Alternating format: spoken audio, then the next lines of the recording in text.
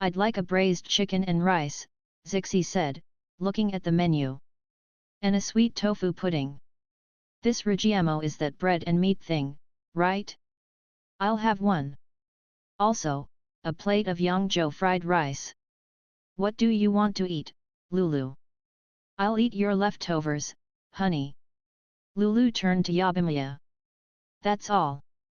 Okay, Yabimiya said, and walked to the next customer. I'd like a braised chicken and rice, a Rigiamo, a sweet tofu pudding, and a savory tofu pudding, Robert said, looking at Yabimiya. I'm sorry, sir, but one person can only order one tofu pudding. We're a party of two, Robert said, pointing at Rude. It's too much, Depur Rigiamo is enough for me, Rude said. He almost gave away who they were. No. Of course you should try this tofu pudding that is driving people crazy. Yabimiya nodded. Okay, please wait a moment. She went back into the kitchen. Did you see the two lovebirds, boss? Yabimiya said. They are really sweet on each other. They're pouring dog food one. Mag turned to look, and saw a big guy brushing a girl's bangs with his big hand. He was so envious. Sally was using the dishwasher. She was happy when she saw them, but she never showed it. Pouring dog food? What is that? Yabimiya asked as she put 2 bowls of braised chicken on the tray. Mag said, when a couple show affection towards each other, they may trigger envy, jealousy, and self-pity among single people.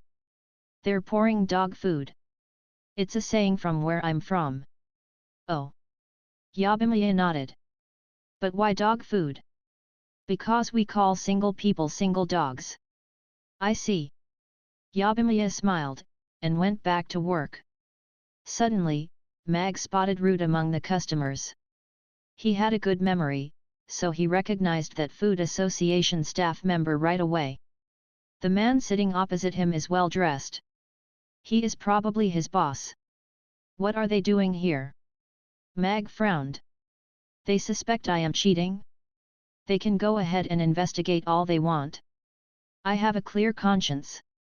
Yabimiya was serving quickly, and Sally had become very good at clearing and cleaning tables. There are only 3 of them, but they're a well-oiled machine, Robert thought, looking at Mag juggling several dishes in the kitchen. Your braised chicken and rice, Rigiamo, sweet tofu pudding, and savory tofu pudding. Enjoy your meal, Yabimiya said with a smile. Robert nodded. Thank you. He was already totally attracted by the food.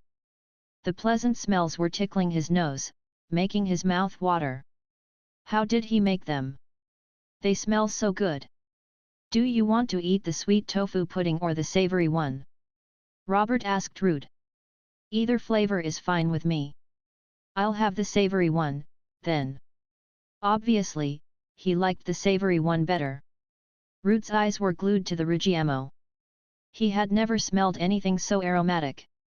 He had been to almost every restaurant in the Aden Square, but no food in those restaurants had ever whetted his appetite so much. His stomach had been rumbling ever since he saw other people eat, and now that the food was in front of him, he could barely resist his craving for food.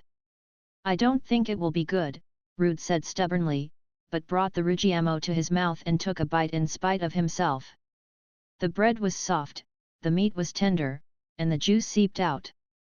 His taste buds started cheering. Rude felt like he was in heaven, he was completely enslaved by the food.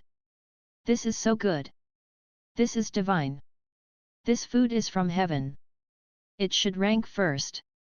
Rude thought. 300 copper coins each is not expensive at all. Now, he didn't care if the owner here was hiring these people, he didn't care if the owner was cheating, either. A voice was screaming in his head, Rigiamo! Rigiamo! Rigiamo! After Rude swallowed, the taste lingered in his mouth, and he felt a warm current rushing wildly through his body. He suddenly felt young again. A moan escaped his lips. The food makes me feel so good. It's so different. It's good, isn't it? Robert asked as he picked up a piece of chicken. He insisted the food here was terrible, but now he's enjoying it. It's really hilarious. Rude nodded. Yes. He took another large bite of it. Let me try this braised chicken. Robert put the chicken in his mouth and bit into it. The meat is so tender, and the soup is so tasty. He had a pretty high standard for food like a food critic, but he found himself unable to criticize this dish. This is fire chicken, but it tastes better than normal, said Robert. The meat has such a tender and soft texture. He cooked it just right. Also, the soup is just scrumptious. The secret lies in the shiitakes. It's worth 100 gold coins each, and there are 4 in each braised chicken, said Jimmy, who was sitting at the same table. Shiitakes. Robert picked up a piece of shiitake. This kind of mushroom is worth 100 gold coins each. He didn't know what shiitake looked like, but he recognized it by its smell. He put it into his mouth and bit into it. The delicious soup came out immediately. No mushrooms could compete with this. This is the mushroom of mushrooms, exclaimed Robert. I have never heard of this kind of mushroom before, so it must be extremely rare. It's probably really worth 100 gold coins each. Robert added some soup into the rice like Amy had done, and spooned some rice into his mouth. He chewed slowly. The soup goes perfectly with the rice. He took another bite. This is worth more than 800, Robert thought. His body felt warm. To think I suspected the prices. Rude put down the bag, his face red from the rushing blood. It's unbelievable. Robert was too engrossed in eating to reply. Rude took a bite of tofu pudding.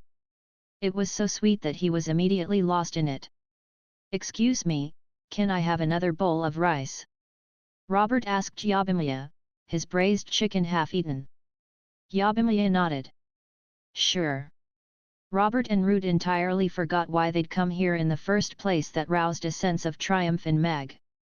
Then Mag noticed the girl with a black veil sitting in the corner.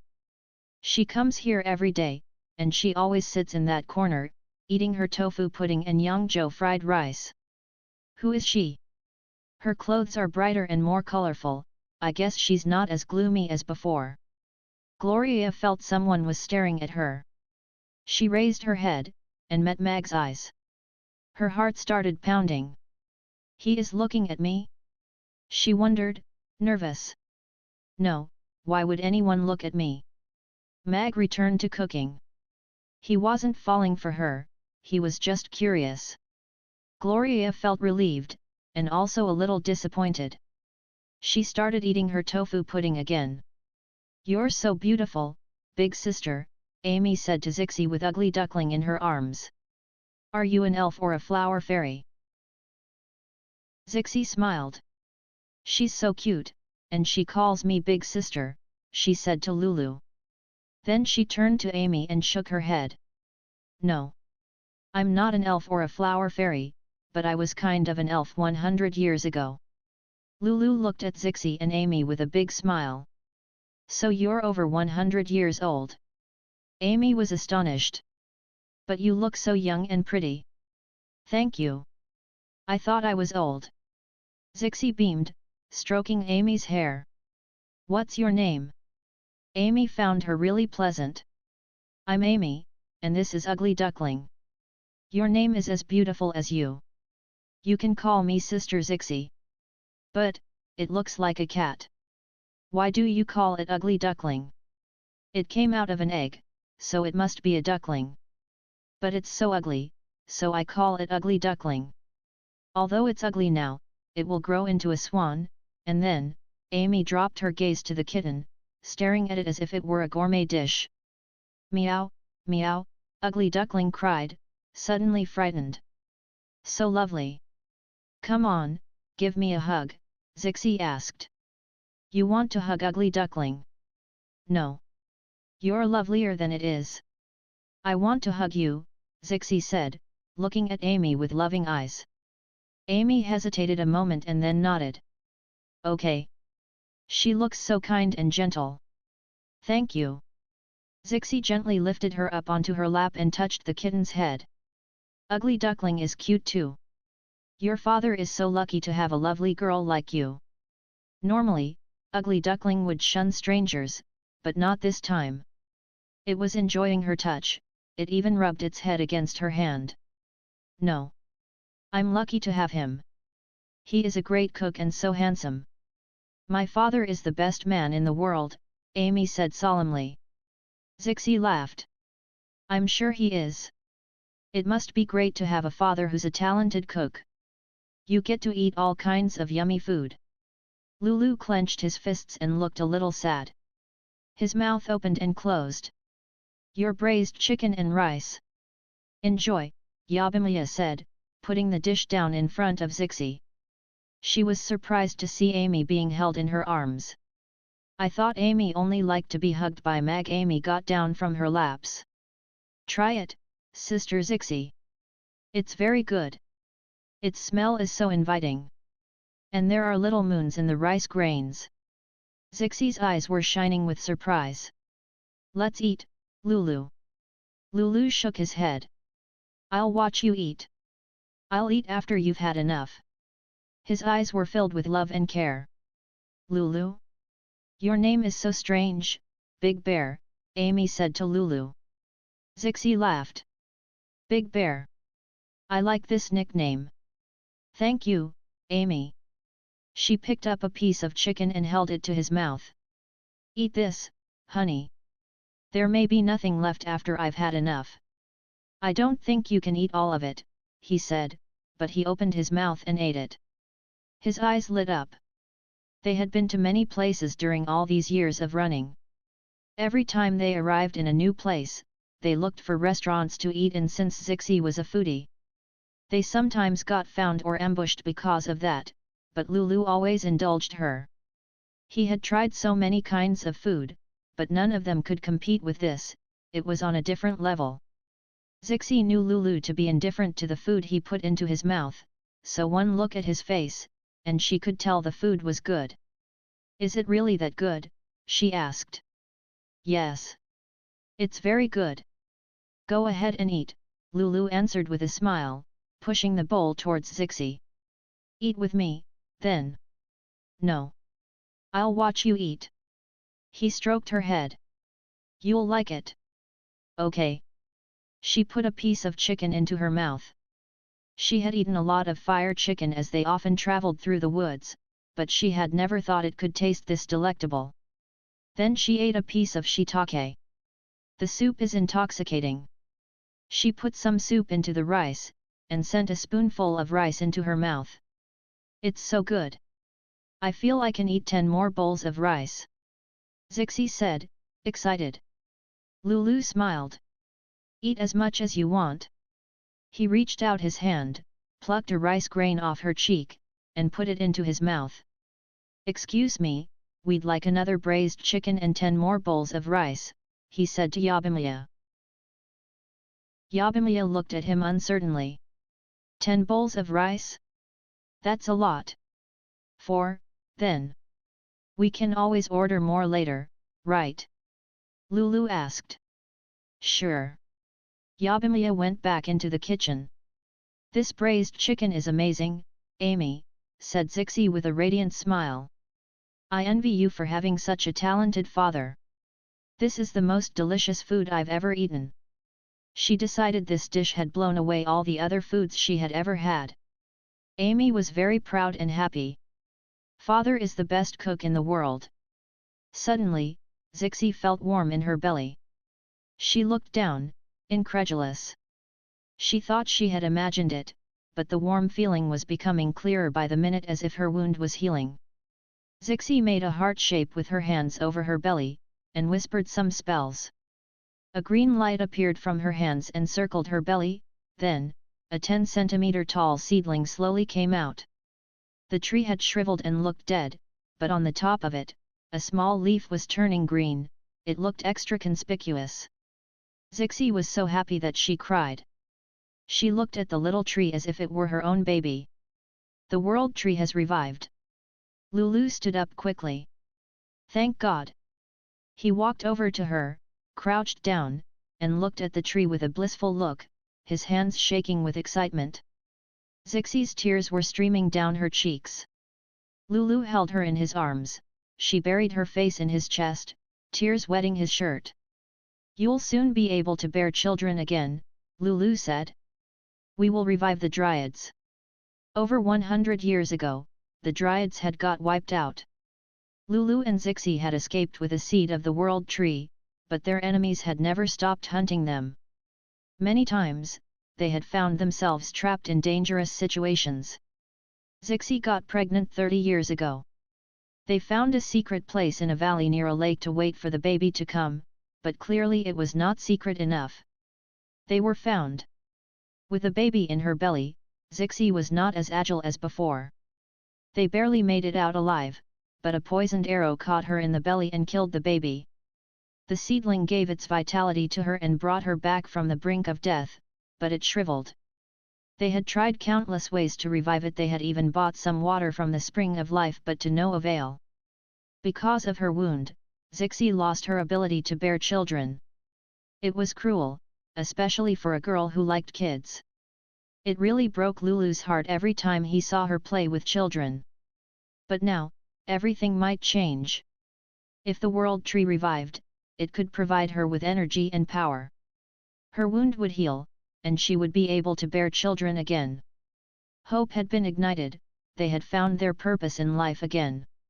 Amy didn't understand why they suddenly started crying, but she decided not to disturb them. The customers nearby looked at them, confused. "The food is so delicious that it made her cry," a customer whispered. "Probably. I'm halfway through my life, but it's the first time I've eaten such delicious food. It's so sad when I think about the fact that I don't have many years to live to eat this," a middle-aged man said, wiping the tears off the corners of his eyes. "You're so embarrassing, father." His young son picked up his bowl and turned away. The middle-aged man slapped his chopsticks down on the table. "Oh, am I? I'm sorry, father. Please don't do anything rash that might lead to us being banned." His father looked at Amy, picked up his chopsticks, and started eating again. Zixie's sobbing wasn't loud, so she didn't disturb other customers. "I think the World Tree was revived because of this braised chicken, Lulu," she said. She had stopped crying, but her eyes were still red. "So I decided to have one more bowl." "Okay," Lulu said, smiling, wiping off the tears on her face. "But I may get fat if I eat too much. Promise you will love me no matter what." "I promise. You're in my heart, baby. When you get fat, you'll be trapped inside and never be able to leave." Lulu smiled. Zixie laughed happily. "If a man said that to me, I'd marry him on the spot," a fat girl said with an envious look in her eyes. "You're too fat to get into any man's heart," her mother said. "You hurt my feelings, Mom." "Oh, are you so inconsolable that you can't eat? If so, I'll eat your tofu pudding for you." "Your father said my skin had got softer." "No. I need some comfort food right now." The girl picked up her tofu pudding quickly and started eating. "You're lying, Big Bear. Your heart is so small, how can Sister Zixie get in?" Amy asked solemnly. Lulu was stumped. "Big Bear may look like an honest man, but he's lying to you," Amy said. "And I heard dishonest men make bad husbands. If you get fat, Sister Zixie, you might become less attractive, and men all like attractive women. We should be independent of men. That way, they'll take us more seriously."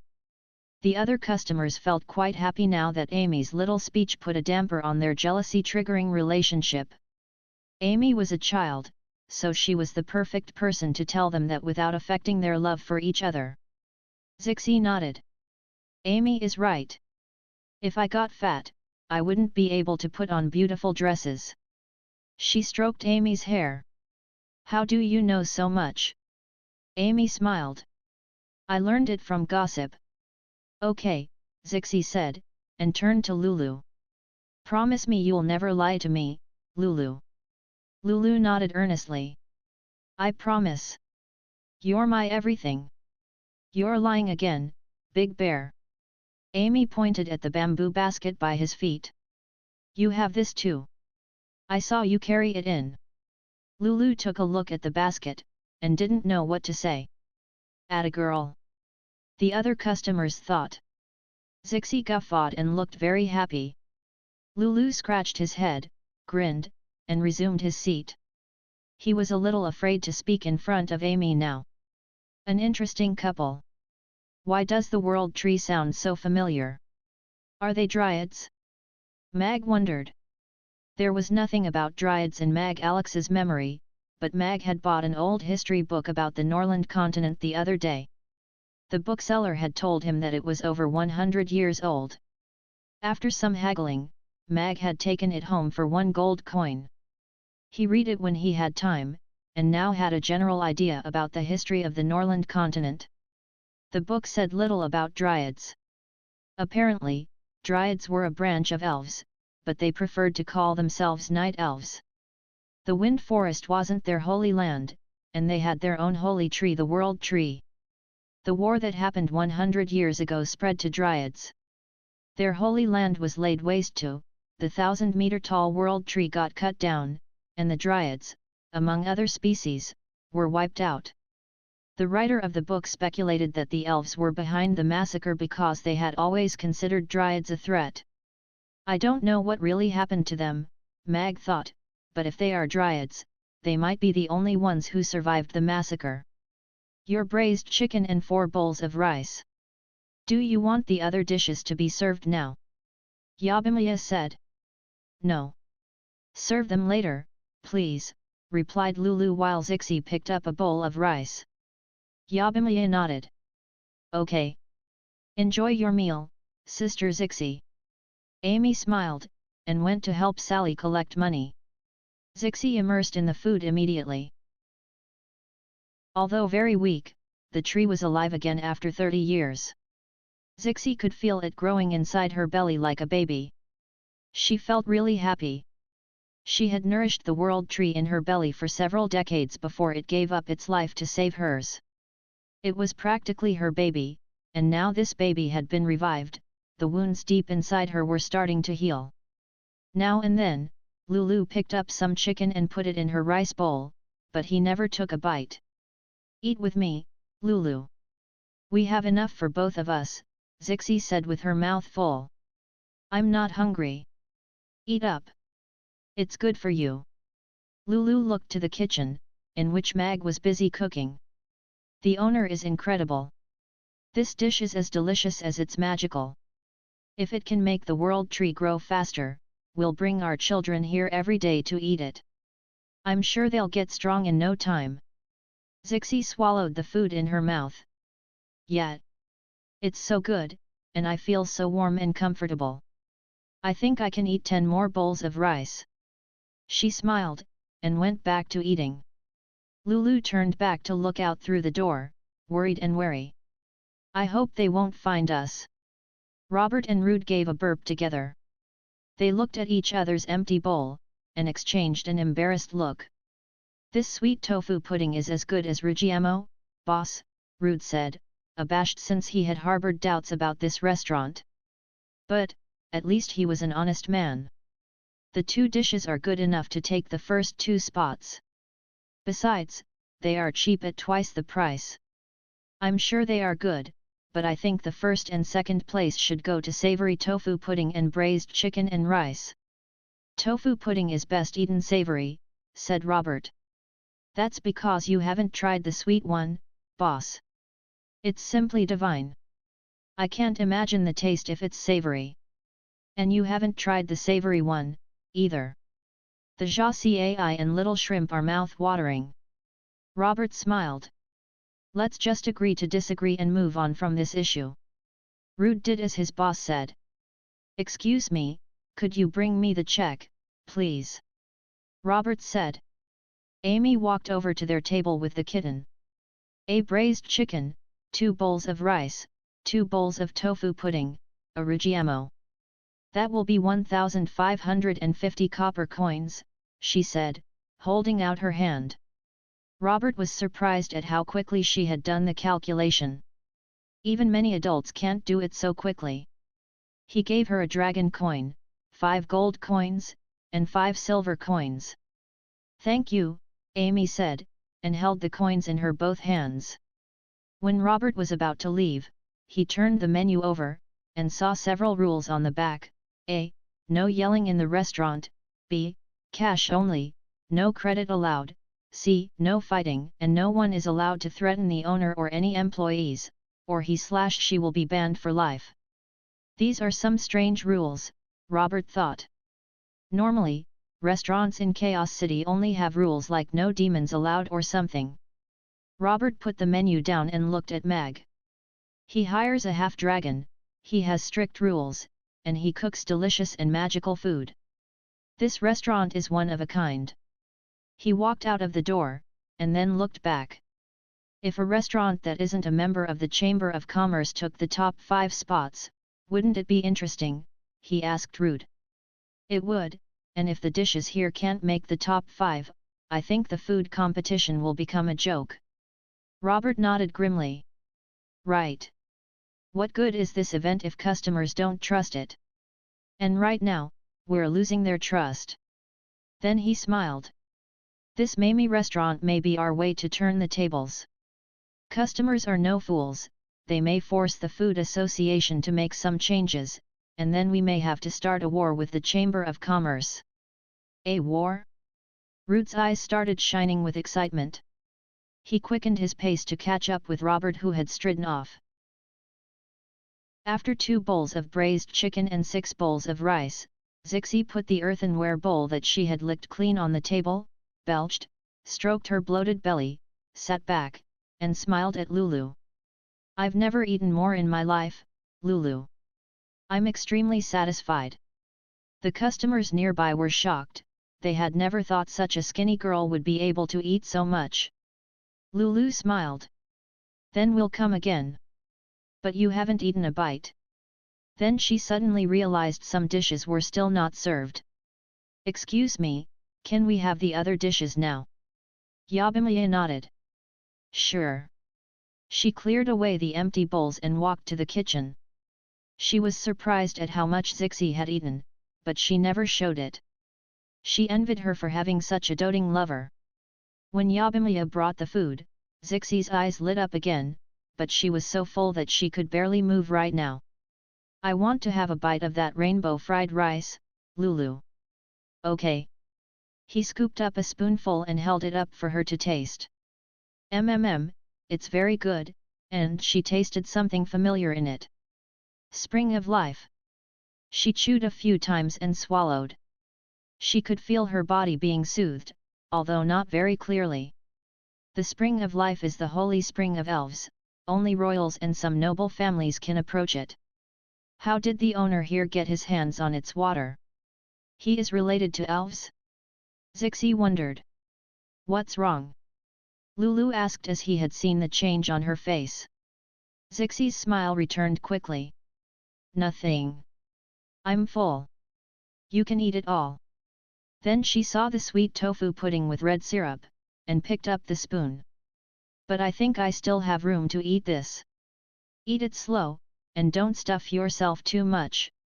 Lulu started eating the fried rice, his stomach had been rumbling for a while. It's different from braised chicken, but it's good. I like this sweet tofu pudding.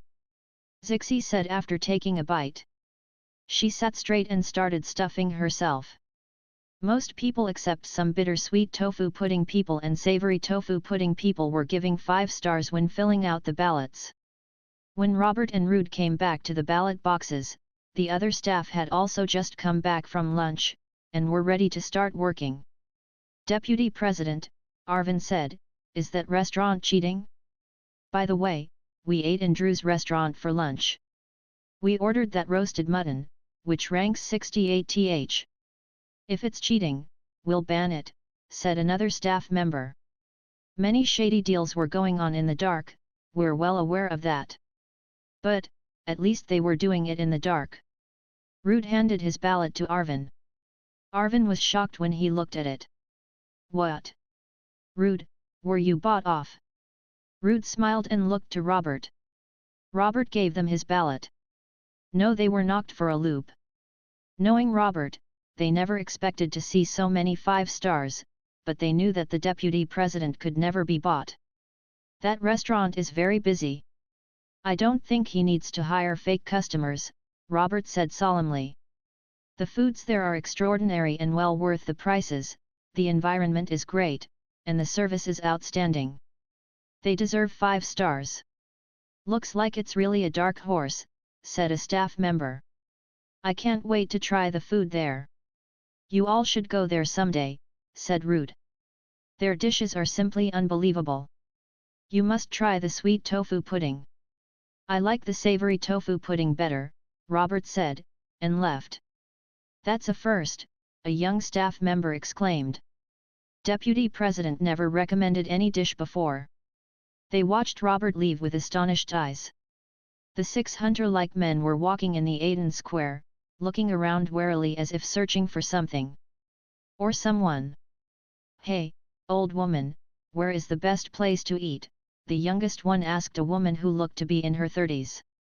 The woman rolled her eyes in distaste. Are you blind or something? I'm still a girl. She stomped on his foot and walked off angrily.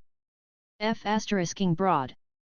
The young man revealed the darts in his sleeve and pointed them at the woman's back. The whiskered man grabbed his hand. Focus on our mission, he warned. Lulu put down his spoon. He had finished eating everything. Are you full? He asked while Zixi was licking her bowl. Yes. Zixi smiled, putting the bowl down. There was some syrup at the corner of her mouth. When Lulu reached out to wipe it off, Zixi stopped him and licked it. That's my syrup, she said. Lulu smiled. We can order 2 bowls of the sweet one for you next time. Zixi shook her head. No, we can't. We must follow the rules. We don't want to get banned. Lulu didn't want to risk getting banned, either, because the braised chicken meant very much to them. Their future was riding on that dish. He respected Meg, who had done them a solid. Excuse me, check, please, Lulu said. Amy walked up to them, thought a moment, and said, that will be 25 gold coins, Big Bear. She held out her hands. Wow, how do you do that? I don't think I can calculate it that fast, Zixi said, surprised. She's such a cute, funny, bright, and lovable girl. Father taught me, Amy said proudly. Will you come back tonight? We will. But we ate too much for lunch, so we may come back later tonight and eat away. Amy nodded happily. She found Zixi very kind, and was deeply impressed by how much she could eat.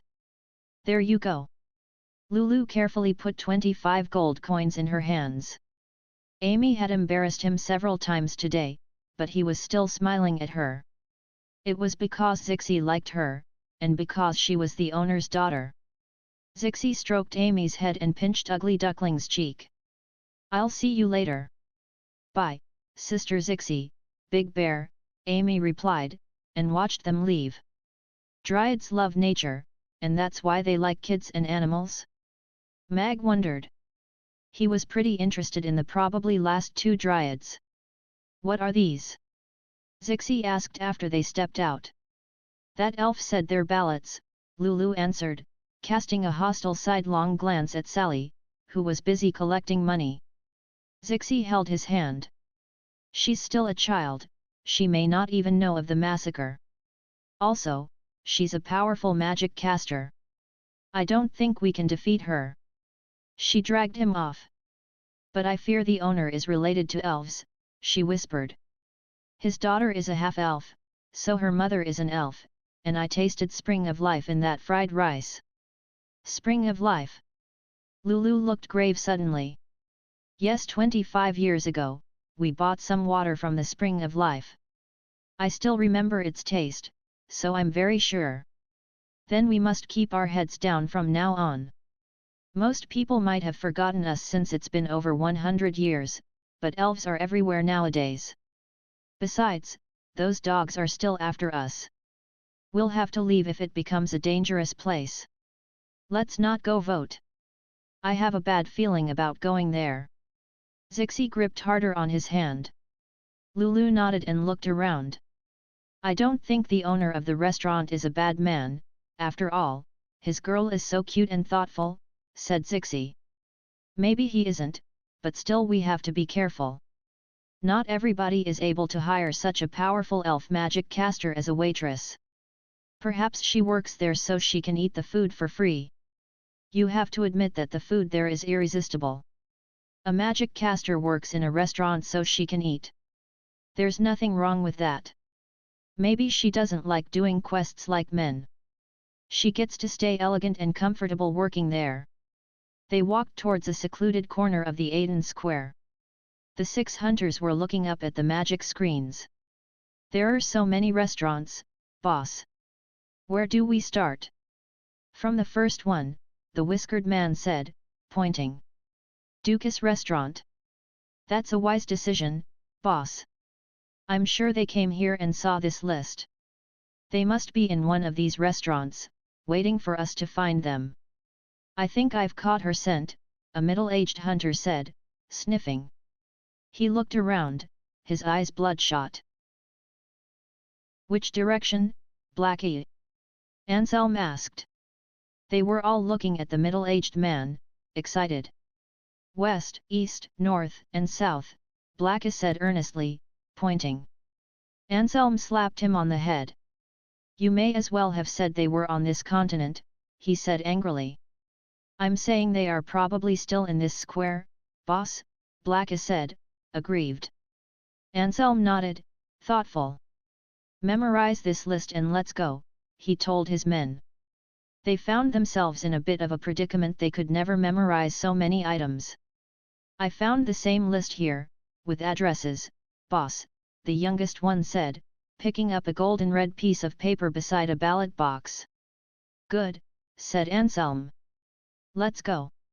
Keep your eyes open. They walked towards the Dukas restaurant. They look suspicious, boss, Monkey said to Barzil. One of them wanted to kill a woman just now, Barzil said gravely. I sensed bloodlust in them. They are killers. Dangerous killers. The whiskered one may be even stronger than me. These hunters had aroused suspicion not long after they entered the city. That was why the crime rate here was 10 times less than that of Rodu. Go to Mamie restaurant, Monkey. Tell Lord Brandley about this when he comes out. They might have not committed any crime, but I fear they will soon. They're dangerous, said Barzil. Yes, boss. Monkey ran towards the restaurant. The boss said they're dangerous, so they must be above 5th tier. The population is dense here, we have to make sure they don't hurt anyone. Don't forget to pick Amy up in the afternoon, Crassus said to Mag after he paid his check. Mag nodded. I won't. Bye, Master Halfbeard. Amy said, waving at Crassus. Bye, Amy. Crassus smiled, and took his leave. The busy lunch hours were finally over. How many ballots did you give out? Mag asked Sally. Sally counted the ones left in her hand. 380, she answered calmly. Still, she couldn't hide the excitement in her eyes. After all, it was she who had given them out, and they would decide if the dishes would make the list or not. Mag nodded. 2,000 ballots are not enough. Dinner time is longer and busier. I think we can hand out over 1,000 today. All the 5 dishes deserve to reach the top 10. No one is a better cook than you, boss, Yabimiya said. Mag smiled. It's not easy to get into the top 10. Many people come to the square every day. There is a lot of large restaurants that can hand out thousands of ballots each day, and some of their dishes are even more expensive than mine.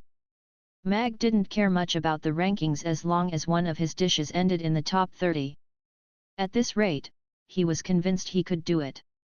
He had an inkling that he would get more missions like this one soon, so he didn't want to rank too high, otherwise, the system might ask him to rank first next time. Your dishes should take the first place, father. They're marvelous, said Amy. Mag smiled and touched her head. One day they will. He lifted her up in his arms. Let's go take a nap, and then I'll take you to school. Yes, father. Amy put her head on his shoulder and closed her eyes. Meow, meow. Ugly Duckling clawed at Mag's leg and looked up at him with a sad face. It was afraid to be left behind. I almost forgot you. Mag crouched down and picked it up. I'll leave the rest to you, he said to Yabimiya and Sally. You can get some rest first if you're tired. Yes, boss. His two waitresses nodded and watched him go upstairs. You have got even better, Aisha. You're such a quick learner, Yabimiya said, and gave her a thumbs up. Thank you, but I still have much to learn from you. There was a glimmer of joy in Sally's eyes. When Mag and Amy came back downstairs, the restaurant was super clean. Sally had left, and Yabimiya was leaning on a table, sleeping.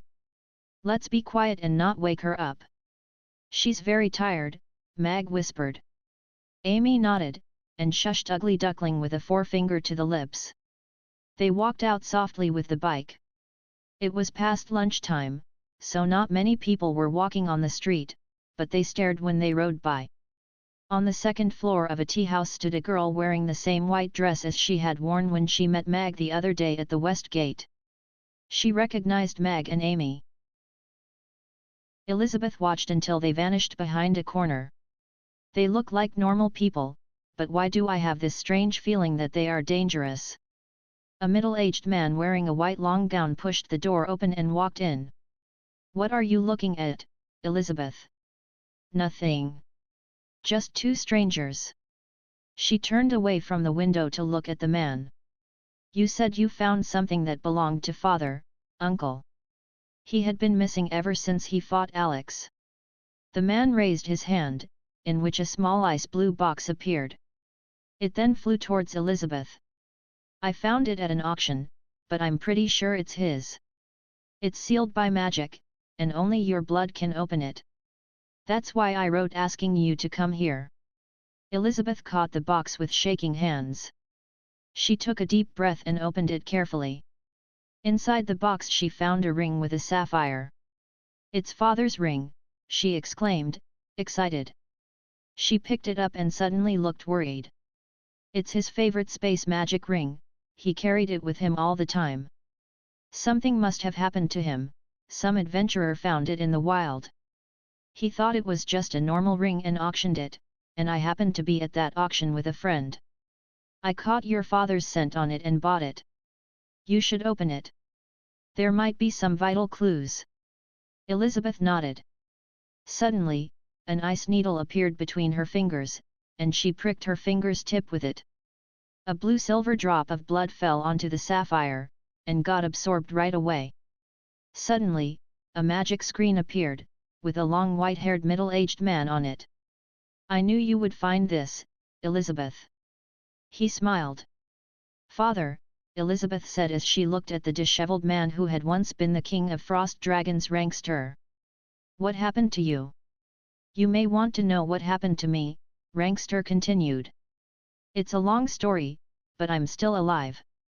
I threw the ring away. There's nothing in it, so don't worry if someone is there with you. They'd be crazy if they wanted to rob you of it. Then the magic screen disappeared. Father. Elizabeth reached out her hand but then let it drop, distressed. Is there anything else in the ring? Fox asked, nervous. Elizabeth was surprised when she checked the ring, but she didn't show it. Instead, she put on a sad face and put the ring back in the box. It's empty. Fox was very disappointed. He knew his niece was never good at concealing her emotions, so one look at her face and he decided she was telling the truth. Can I keep this ring, uncle? Elizabeth asked, her face still sad. Fox had recovered his calm. Sure. I'll take my leave, then. You rarely come here. Why don't you stay for a few days? Elizabeth nodded. Okay. She put the box away and watched Fox disappear in a blue-silver light. Elizabeth waved her hand to close the window and took out the box again. How did Father know that I wouldn't be alone when I opened the ring? What's exactly in it? She whispered. Elizabeth opened the box again. She waved her hand, and a large frost barrier appeared around her. Only frost dragons could do this. They were stronger within their barrier, and nobody outside could sense their magic wave. After she made sure Fox could never catch her magic wave, Elizabeth picked up the ring. Between what her father had just said and Fox's strange behavior, she could tell her uncle didn't really care if his brother was alive or dead. He expected to find something in the ring, Elizabeth thought. Elizabeth waved the ring, and then a letter and 2 palm-sized boxes came out, 1 golden, 1 silver, and also a strip of paper, with some black scribble on it. Put on a disappointed face if you're not alone, and say there's nothing inside. That was why she had lied to her uncle. When she told him the ring was empty, she had glimpsed the icy blue light around his fingers disappearing. Fox was a 9th-tier magic caster. She didn't stand a chance against him, she couldn't even break his frost barrier. Uncle was always nice to me. I considered him one of my closest family members. But, he wanted to kill me because of this ring? What happened to Father? Why didn't he come back? She had so many questions. She looked at the 2 boxes inlaid with precious stones, and picked up the letter. It was cold and hard like a piece of ice. Suddenly, a silver light arose from the silver envelope and circled around Elizabeth. Then it flew back into the envelope, the ice broke, and out came the letter. Elizabeth opened the letter. Elizabeth, my daughter, I'm so glad you're reading this, and I'm sorry for having left without saying goodbye, the message read. She felt her eyes grow wet as she recognized her father's writing. Don't waste your time looking for me, 'cause I'm also looking for someone. You are to become the Queen of Frost Dragons. They thought I lost to Alex and then died from a serious wound or something, right? No, I didn't come back because I have an important matter to attend to. Also, I want to find Alex. I don't think he's dead. I have to tell you something. 17 years ago, I fell in love with a human girl. Her name was Jillian. She was pregnant with a girl when I left her to take care of some business. She should be 14 by now. If I was right, she should be a golden dragon, like your grandmother. I'm sorry that I fell in love with another girl. Your mother's death was a great blow to me. Jillian comforted me and gave me peace. I didn't want them to get in trouble because of me, so I never went to visit them after I left. Also, I felt ashamed. In the 2 boxes are 2 dragon pearls. I want you to eat the frost dragon pearl at your 20th birthday. It will stimulate your frost dragon blood, and make you become the first in the line of succession to the throne. They will have to make you the queen. But I want you to find your sister and her mother first. It shouldn't be too hard to find a half-dragon in Chaos City. Give her the golden dragon pearl at her 18th birthday, and she will become a real dragon. You can trust her, but don't trust anyone else. Not even your family. I killed many dragons standing between me and the throne. They will bow before you as long as you are stronger than them. I have a golden dragon sister? Elizabeth looked at the letter with mixed emotions. Then it suddenly broke into pieces, which fell down on the floor. My mother died because of you, but she never said she hated you. How could you have fallen in love with another woman? Elizabeth clenched her fists, her face white. She looked at the 2 dragon pearls, thoughtful. You left her when she was pregnant. Is the throne that important to you? You have time to tend to your so-called important matter, but you never visited them even once. The anger in her eyes was gone as she suddenly felt sorry for them. After Mag took Amy to school, he went to a bookstore and bought some history books about this world. No species had ever dominated the whole world before, so the history books were many and varied. Mag didn't know if he could trust these books, but at least they could serve as a good mean to kill time. Since his memories concerning the elven princess might have been erased, Mag actually didn't fully know the continent. He knew little, among other things, about Dragon Islands and Ghost Islands. Irina had to have been with him when he went to those places. So, he had to read books to understand this world better. Mag did some reading in the afternoon, and then went to pick Amy up from school. After dinner, when he opened for business, he found about 100 people waiting outside, which served as a perfect advertisement. Amy ate a braised chicken and rice in front of them, and more people ordered this dish than during lunchtime. After Yabimiya told him how many bowls of braised chicken had been ordered, Mag said to the system, "I want to buy another earthenware pot." "You have no right to buy. If I make more money every day, it will take me much shorter to earn enough to upgrade the restaurant. The earthenware pot is ready in the cupboard, 10 gold coins has been deducted." "Thank you." Mag took out the new pot, which was exactly the same as the old one. Braising chicken was a time-consuming process, so he had bought another pot to increase efficiency. "We'll keep on eating. No, looking for them, boss?" Blackie asked as they walked out of a roasted meat restaurant, bloated from eating too much. "Of course. We have eaten. No, looked for them in 88 restaurants. If we stopped now, it would be all for nothing." Anselm touched his stomach and walked towards their next destination. "I can't eat another bite. It's getting late." "I think they might have left," Blackie said, worried. They hurried after their boss. "Why haven't Sister Zixi and Big Bear come?" Amy was sitting in the long-legged chair with Ugly Duckling, looking to the door with her chin on the counter. It was already dark outside. She really likes them, Mag thought. Maybe Zixi reminded her of her mother. He sighed. He might be a great father, but there was one thing he could never give her: maternal love. "I can't go look for her mother until I'm strong enough. And to get stronger, I need to work harder to make more money so that I can buy strength from the system. It's the fastest way. But, I also need to work out at night.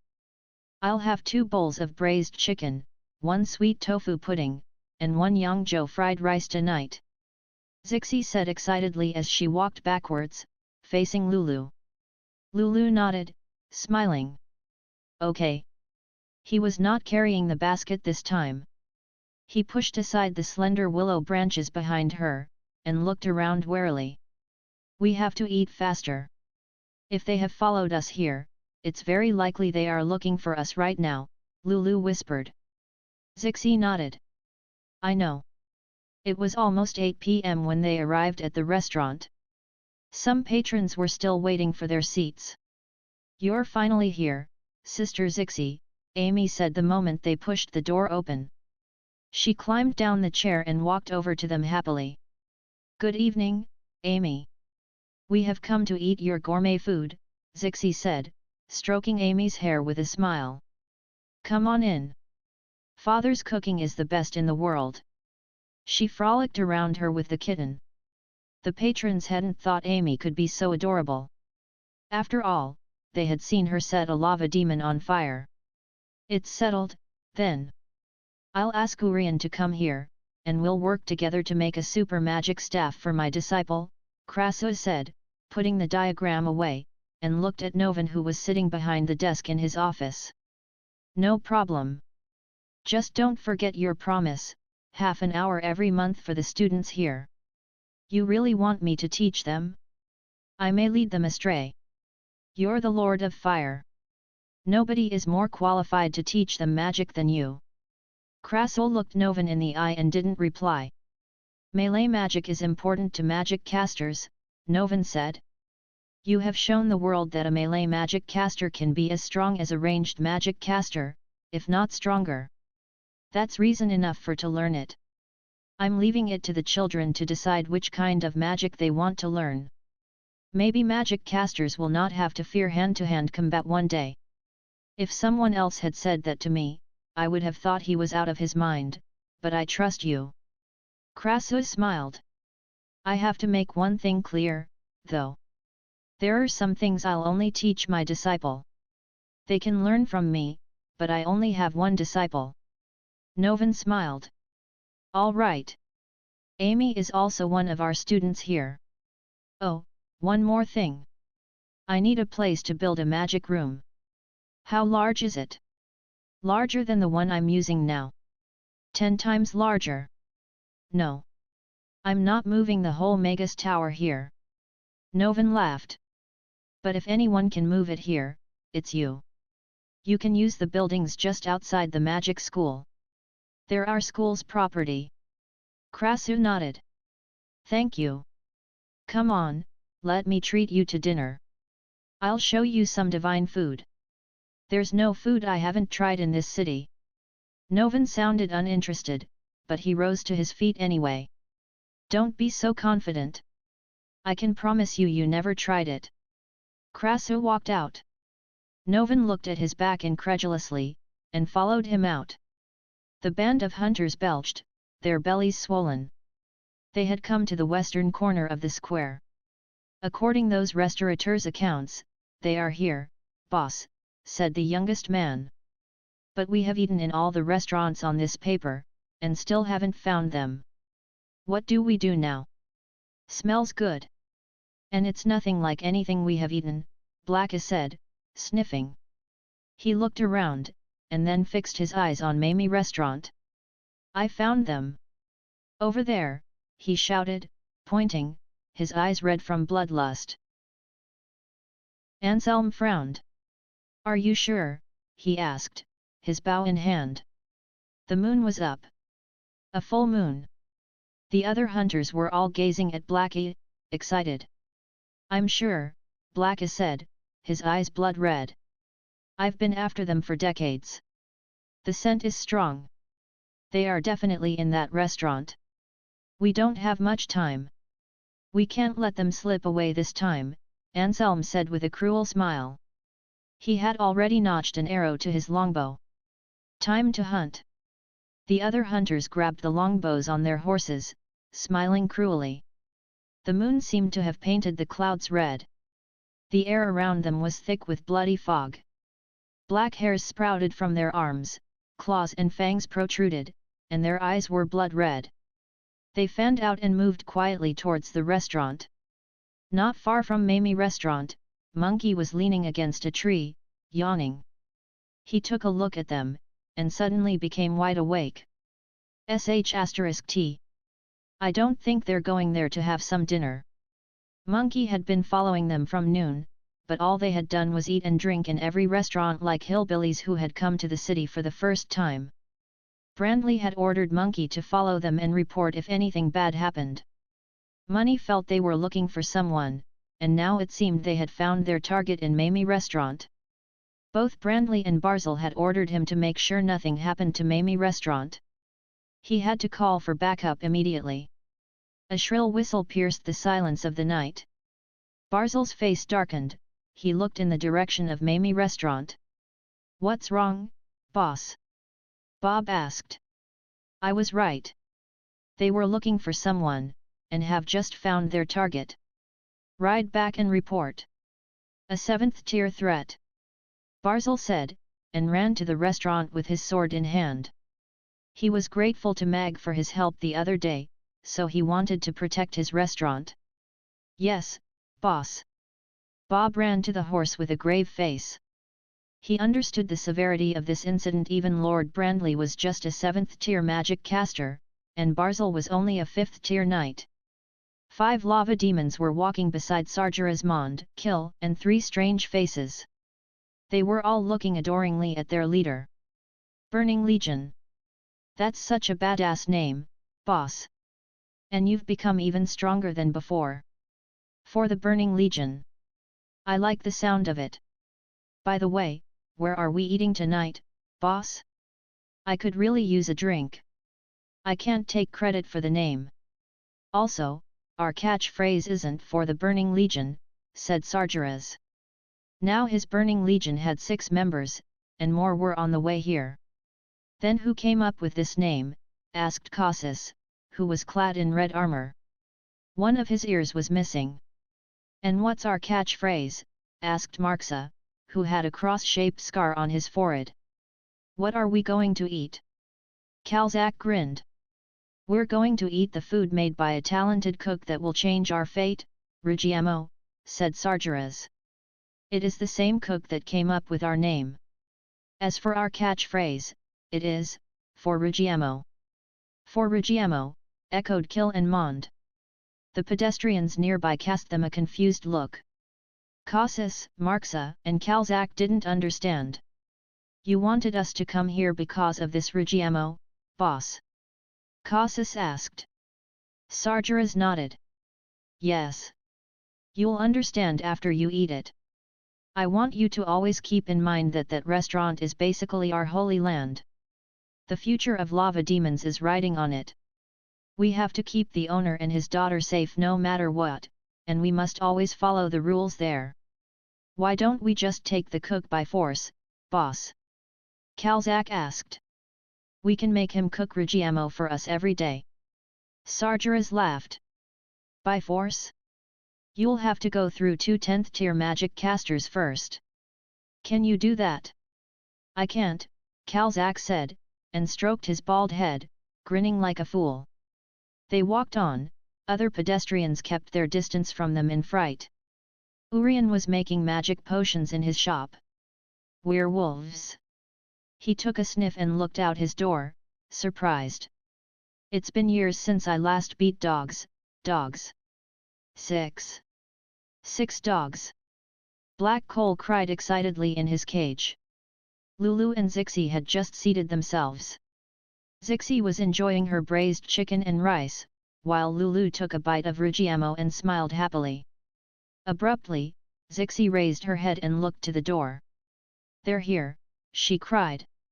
No sooner had she spoken than a black arrow pierced the door and flew towards Lulu's back. The black arrow pierced through the door, leaving a hole as large as a human head. It was flying towards Lulu's back, its rear end shaking, the arrowhead bright and sharp. Huge as Lulu was, he was quick and nimble. He pushed himself into the air, grabbed Zixi by her arm, and pulled her up. The arrow went through his shirt, narrowly missed his back and her hand, and thudded deep into the counter, thrumming. Warning! Warning! We're under a 7th tier attack, the system shouted. The door is not able to hold. Mag froze for an instant when he heard the loud noise of his door breaking. He rushed out of the kitchen with his golden knife in hand and stepped in front of Amy. He was relieved when he saw she was all right. Then, he frowned at the arrow. Amy was still sitting in the long-legged chair. She took a look at the arrow and stuck her head out from behind his back. Bad guys have come looking for trouble again, father. Yes. Stay behind me. They're very strong, Mag said gravely. Maybe Amy can handle 3rd-tier enemies, but these guys are clearly much more powerful. This arrow could have killed me. Mag said to the system. No, I had it under control. I adjusted the course of the arrow so that it didn't hurt any customers, and I cleared up all the wood dust instantly so that it wouldn't disturb the customers. You should be thanking me instead of yelling at me. Mag felt more reassured. Clearly the system won't let me die, but it seems I have to upgrade the restaurant to reinforce its defense systems after all. Moreover, I have to do it as soon as possible. Lulu held Zixi's hand and landed back on the floor with his right arm around her waist. He looked toward the door, angry. They found us, Zixi whispered, clenching her fist. Green lights arose from her and linked her with Lulu like a green band. The people in the room suddenly realized they were in danger when they saw the hole in the door and the black arrow. Some shrieked, and many looked around, worried, wondering what was going on. Some people got down under the tables, but most of them didn't move. Sally found herself standing slightly in front of Mag with a worried look in her eyes. This arrow packed a lot of power. Come here, Mia, she said. She was a 7th-tier magic caster and a marksman. She was well aware how hard it was to kill 2 people with 1 arrow and through a door too. She didn't feel any magic waves on the arrow, so she decided the archer had to be 7th tier or above. Sally didn't want to risk blowing her cover if she could help it, but she didn't want to see Mag, Amy, or Mia get hurt, either. Obviously they are not targeting us, so I should be able to protect them. If Amy's or Mag's life was in danger, I'm sure Urian would not just stand by. A blue light appeared around her fingers. Yabimiya walked over to them, frightened. But, she stepped in front of Sally, holding the tray vertically before her. She mustered up her courage, and said, "Don't worry. I'll protect you." Sally was first surprised, and then touched. She knows she's not strong, but she chose to protect her friends. Urian was standing outside of his shop. He looked to the restaurant and nodded approvingly at Sally, his black robe inconspicuous in the dark night. I haven't seen werewolves for years, Urian thought. Is that old dog still alive? The 6 hunters had pulled back their bows, their bodies glowing red. The air smelled of blood. They were still in their human forms, but their eyes burned with red. Brandley, what happened? Novan asked in his carriage at the entrance of the Aiden Square. Brandley recognized Novan's voice and reined up hard. Principal Novan. A bunch of people are making trouble. They're quite dangerous. Where? Krasu asked. He was in the same carriage. Mamie Restaurant, Lord Krasu. He was in such a hurry because he knew that restaurant was not just any restaurant. He shuddered to think what Urian and Krasu would do if anything happened to Amy. To Mamie Restaurant. Krasu urged, worried and angry. Monkey knew it was not his place to speak, so he just led the way. 2 horses in a black carriage were running towards Mamie Restaurant. Come on out. Or the people here will suffer the same fate as the villagers 20 years ago.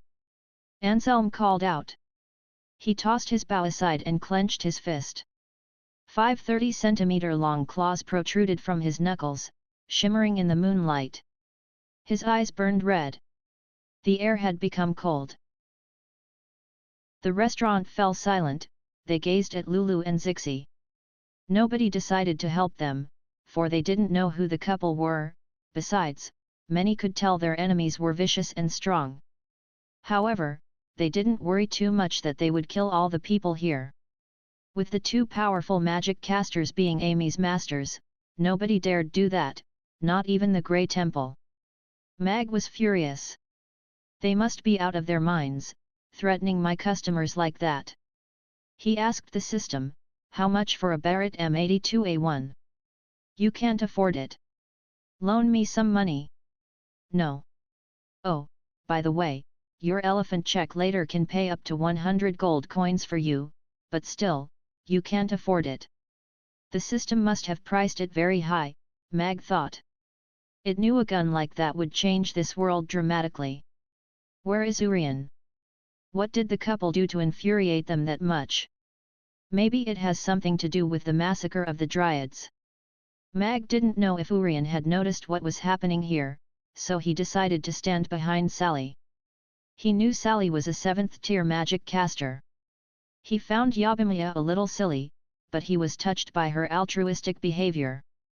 Zixi frowned and clenched her fist when she remembered what had happened 20 years ago. They had stayed in that village for only 1 night, but their enemies had slaughtered the whole village, sparing none including babies. They lived in the woods for 3 years afterwards, trying not to get anyone killed because of them. But now, it seemed the brutal tragedy would happen all over again. They're ruthless killers. They will kill them. Zixi thought. Don't worry. I won't let it happen again, Lulu said, holding her hand tightly. Amy stood up on the chair, put Ugly Duckling on one of Mag's shoulders, and stuck her head out from behind his other shoulder. Sister Zixi, those bad people are looking for you. She didn't look worried at all. Meow, the kitten cried, scared of being up so high, struggling to keep itself from falling down. Lulu's grip gave her comfort and strength. She turned to look at Amy and nodded. Yes. It's time to say goodbye, Amy. I'll miss you. Why? Don't go, Sister Zixi.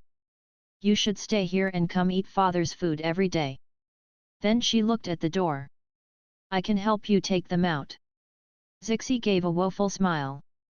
It was hard for them to leave now that they had found a way to resurrect the world tree, but they didn't want anything to happen to the people here. Lulu stroked her hair. Let's go. Suddenly, he turned into a black bear about 3 meters tall. He ran towards the door, busted it down, rushed out, jumped up high, and brought his iron-hard paw down on Anselm's head. Goodbye, Amy, Zixi said, and turned into a white cat. Green lights arose from her feet. She followed the bear out, nimble and fast. The green band was still linking them together. Meanwhile, the customers were left dumbfounded. I have to buy a new door, again, Mag thought. Do you have spare doors in stock, system? Of course. You sound like you already knew the door would break again. Amy's eyes widened. She threw her arms around Mag's neck. Big Bear is really a bear, and Sister Zixi is a beautiful cat. But why does she look like Ugly Duckling? Oh, we should help them, Father. Hurry. No. It's too dangerous. Mag untangled her hands from around his neck and turned around. Remember, Amy, you can help others, but on the condition that you don't get hurt. I don't want to see you put yourself in danger. Amy looked at the door, her eyes blue and clear. But I like her. Aren't we supposed to protect the ones we like? Mag fell silent for a moment. Then he smiled. You're right. Let's go help her. He picked her up and walked to the door with his kitchen knife.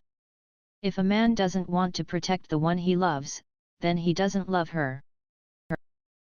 Anselm roared at the looming figure and the huge paw. He didn't panic, instead, he took a step forward and promptly turned into a 3-meter-tall werewolf.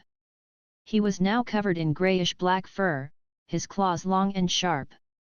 He jumped up, leaving the paved ground cracked, reached out his red gleaming claws, and went straight for the bear.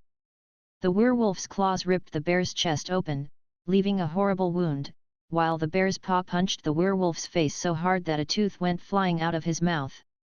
The moment they landed on the ground, they came at each other again, fists flying, and claws flashing. They were furious, savage, and unbelievably fast.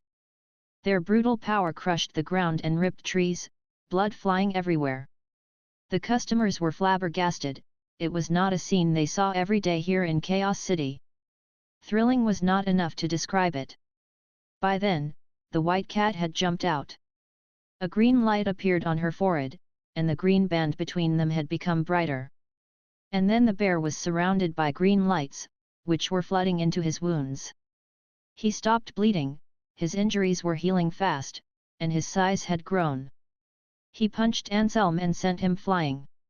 Anselm dug his claws into the ground, leaving deep grooves before he finally stopped. Blood came out of his mouth. Get her, he roared. 3 hunters loosed the arrows, and then they turned into 2-meter-tall werewolves and jumped at her. They had been hunting together for many years, they were a well-oiled team in combat. They decided to kill the healer first. There was nervousness in Zixi's light golden eyes. She moved faster on the wall, zigzagging to dodge all 3 arrows, and threw several black seeds onto the ground, which instantly sprouted up into green vines and shot out to grab the 3 werewolves. They're dryads? Urian thought as he looked at the white cat and the big bear. If my memory serves me right, the heart of the world tree has gone missing. Could it be? Lulu pounced on Anselm again, and punched him so hard that his wolf head went into the ground. Boss! Cried the other werewolves in shock. They'd never thought Lulu was able to take him on. The 3 werewolves tore the vines off themselves. Instead of going after Zixi, they surrounded Lulu. They knew well enough that the white, nimble cat was not easy to catch. It was impossible, however, for the bear to escape. Powerful though Lulu was, without Zixi's magic, he couldn't even beat Anselm. They just needed to capture the bear. They knew the cat would never leave him behind. Lulu kept punching him on the head. It seemed like he had dominated the fight. Suddenly, the moon appeared from behind the clouds, exciting the werewolves. A red light exploded around Anselm, and his claws sprang up and tore the bear's chest open. Then he kicked him in the belly, and sent him flying away and crashing through a few trees. Anselm rose slowly to his feet. Blood Moon, give me strength. His mutilated head started healing quickly. His hair grew longer and turned red like flames. Kill him, Anselm said with a cruel smile. His wounds had completely healed up. He looked even more frightening than before, now having half a meter long claws. They had all become werewolves at last, darting towards Lulu. It looked like they were about to tear him to shreds. Run! Lulu called out to Zixi. His wounds were horribly deep, and the red light around them was preventing them from healing. Leaning against a big tree, he stood up, glaring fiercely at his enemies. No! Zixi cried out in a shrill voice. She jumped towards the werewolves from the top of the restaurant, hurled a handful of seeds which sprouted up and turned into a large vine net above the werewolves in the air, and tried to get to Lulu. Look, boss! Over there! Cassus said. They're fighting? Isn't fighting a crime here, boss? Asked Calzac. What? Sargeras looked with surprise. Even he didn't dare start a fight in Chaos City. Mag is in trouble. Hurry up! We're going to help him. Sargeras said grimly.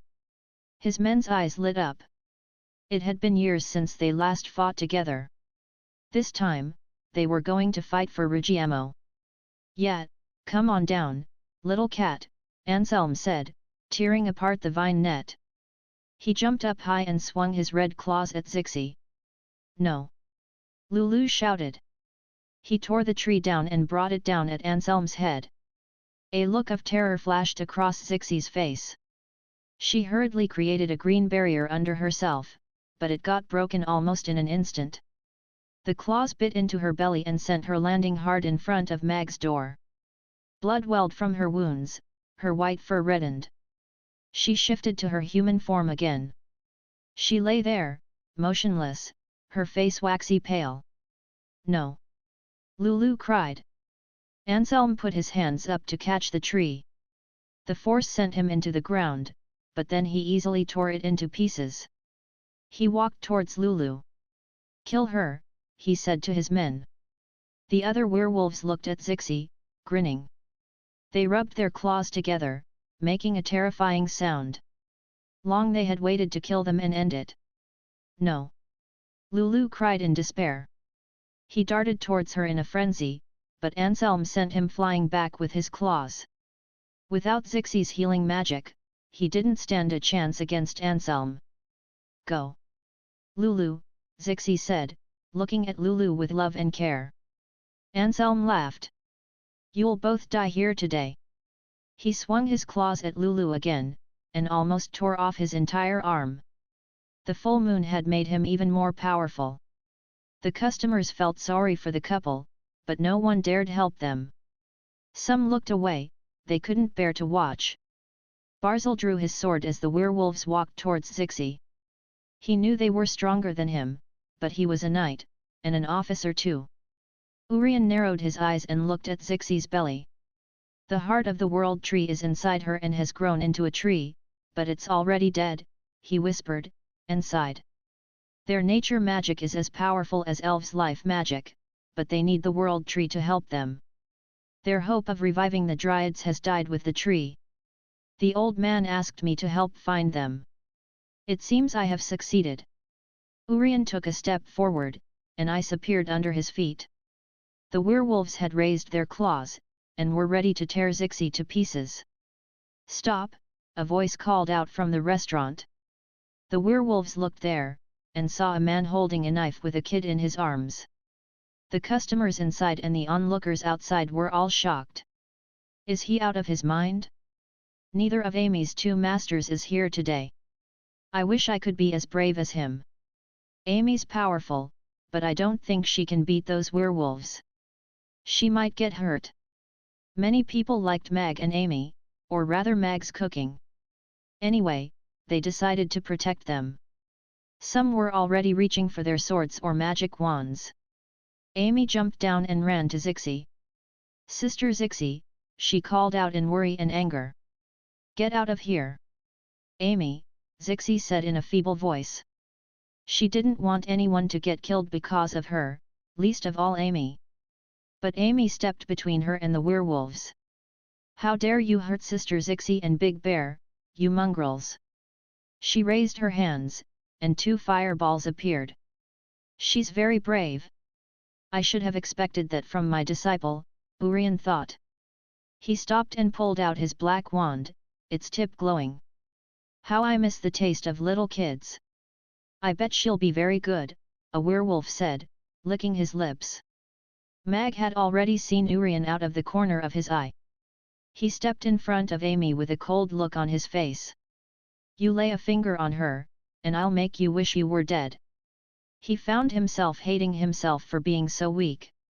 He would bury his knife in his head right now if he were strong enough. The werewolf looked at Mag and his knife and laughed. "I'd like to see you try, stupid human."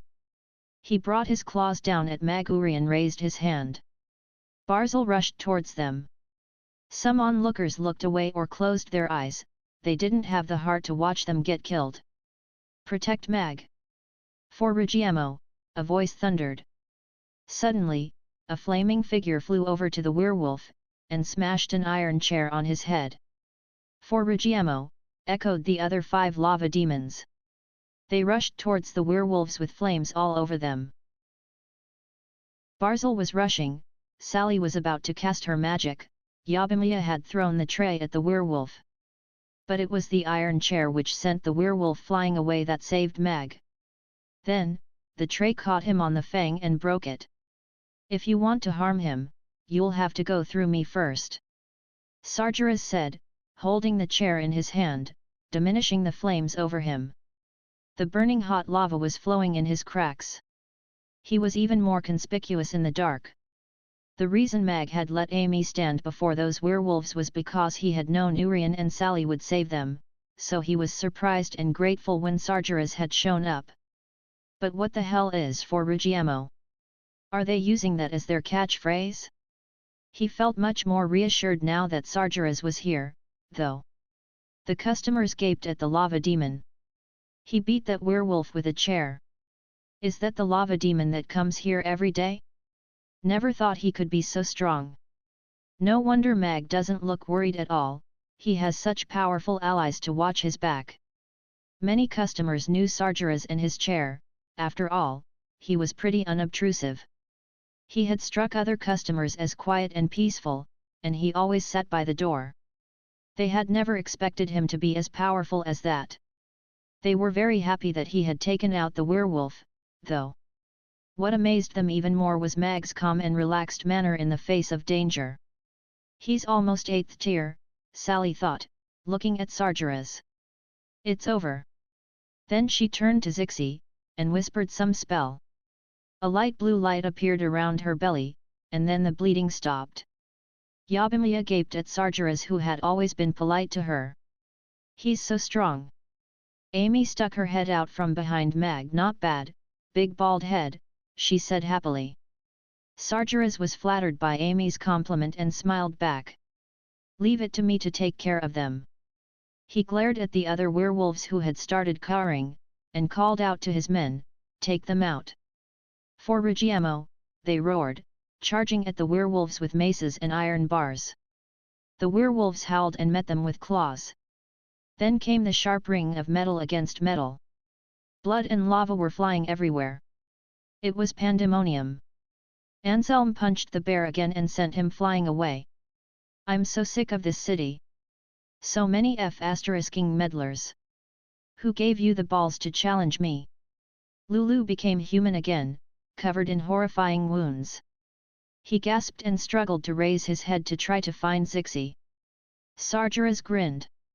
"Regiemo, I guess." He rushed towards Anselm, leaving a lava-filled hole in the ground with every step he took. Anselm snorted. "Die!" He charged at SAHDR, his red claws glowing in the moonlight. "Take this!" SAHDR shouted, and swung his chair at Anselm's head. The chair whistled through the air.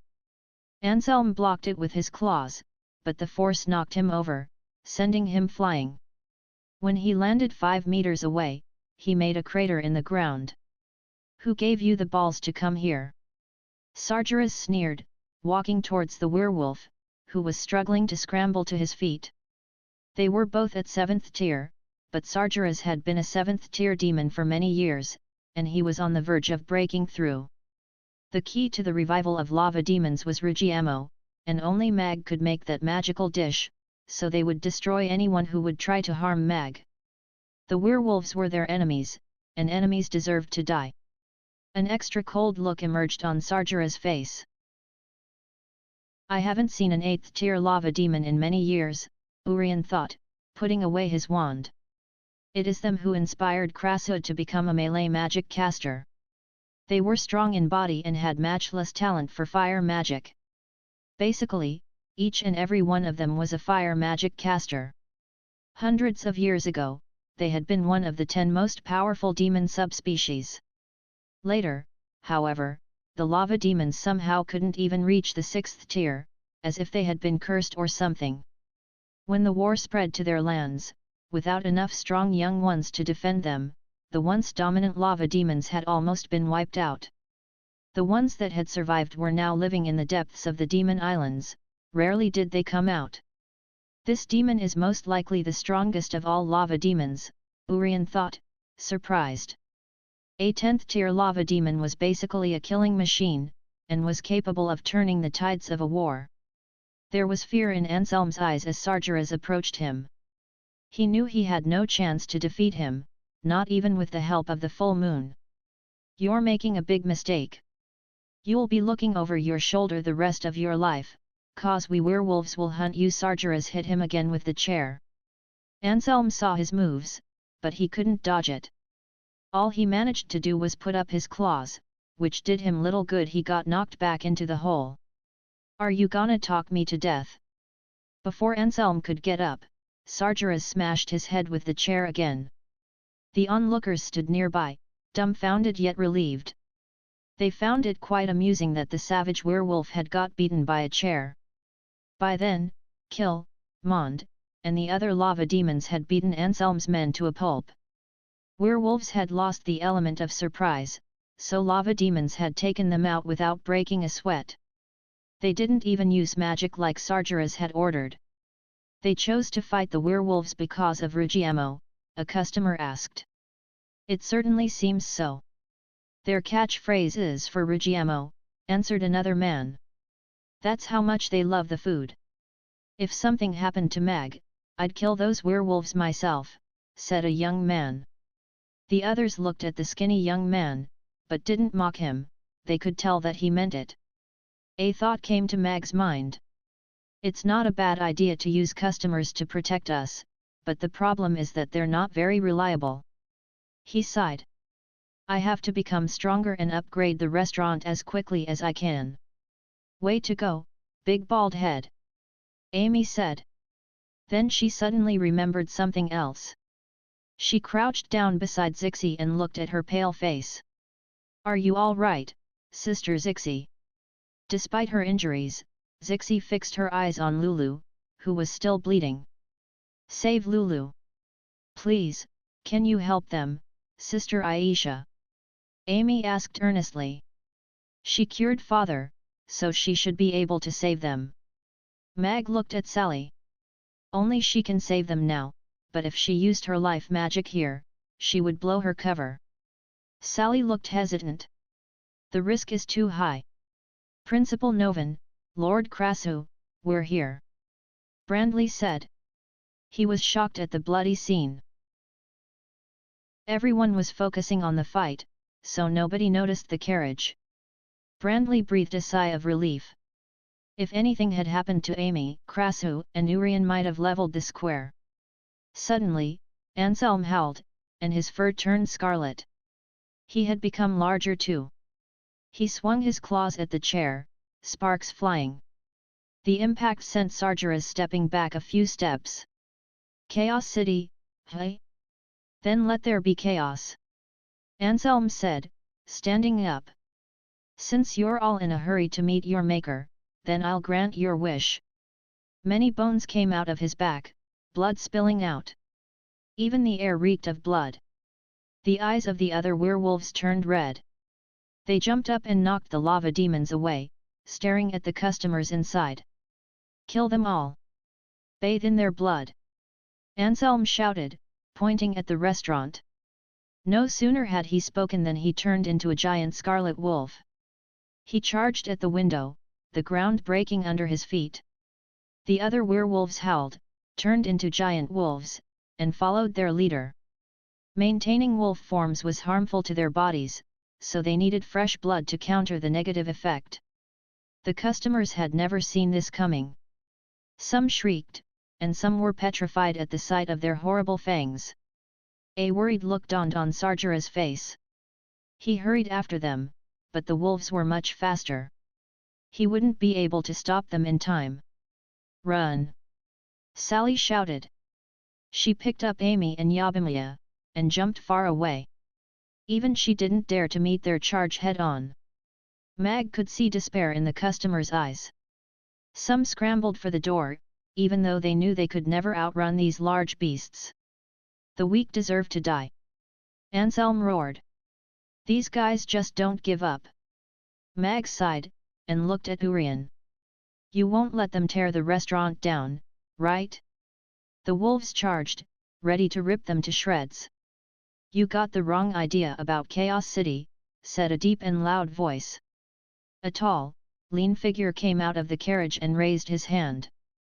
Bang! Anselm smacked into an invisible barrier about 10 centimeters away from the window. He stared at the cowering people with his wide red eyes, furious. Then, the 5 other wolves smacked into the barrier too. It seemed to be indestructible. Don't panic. You're safe now, Novan said.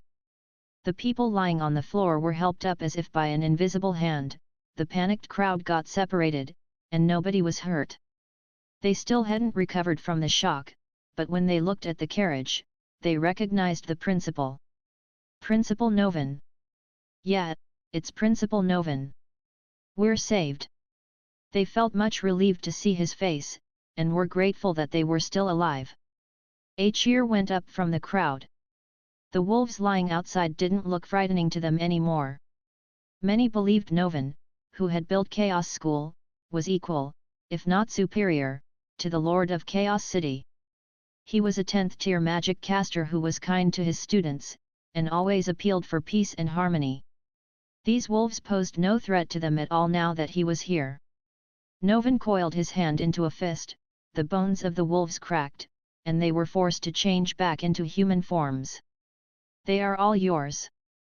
Make sure they pay for what they did, he said to Brandley, and tossed the Grey Temple people the 6 bloody werewolves who were barely breathing. Anselm looked at Zixi, eyes full of regret. I was so close to breaking the curse on werewolves. The damned cook ruined it all. Brandley recited some spell and tied them up. Take them to Basti prison, he said to his men. I heard there's an amazing restaurant here. Novan smiled. The gravel went back into the holes as he walked. The ground was even and clean again as if nothing had happened. The crowd parted to let him through. It must be this one, he said, looking at Mamie restaurant. Mag was astonished by this quick turn of events. One of the wolves had got stopped when its claws were less than half a meter from Mag's head. He had even smelled its stench, but he hadn't felt frightened. Alex could have cut them down like dogs.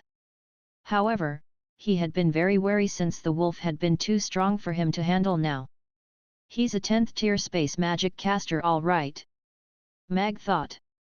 Maybe only he could have calmed the crowd down in such a short while. He was very happy that Novan had come and resolved this. This could have been a lot worse. I just hope this incident won't prevent the patrons from eating here. Looks like I'm constantly attracting high-profile people, Mag thought. They can protect me, but on the flip side, I may attract unwanted attention because of them. Seems like keeping a low profile is out of the question for me right now. It's time to try a different way of doing this. People won't connect me with the Dragon Slayer, because they will find out that I'm a chef, an inventor, and a mathematician. Of course, at the same time, I need to try to get strong enough to protect myself and Amy. Even Sargeras was amazed at Novin's power. He didn't know what he had done. He found Novin even more formidable than Krasu. His men were even more confused than he was. What just happened, boss? Kil asked, flames still burning over his body. Sargeras recovered from his shock quickly. It's over. Put out your flames. He hid the chair behind him and smiled. It was hard to imagine that he had almost beaten a 7th-tier werewolf to death. The other lava demons did as he said. They didn't know Novin, but they could tell he was incredibly strong. Sally put Amy and Yabimiya back on the ground. The space controller, Principal Novin, really lives up to his name. She looked at him in awe. Although 10th-tier magic casters were rare, only Krasu, Urian, and Novin were famous across the continent. Sally had heard a lot about them growing up. She had never thought she would meet all three of them here. Yes, it is, Krasu said to Novin, smiling. Principal Novin, what about them?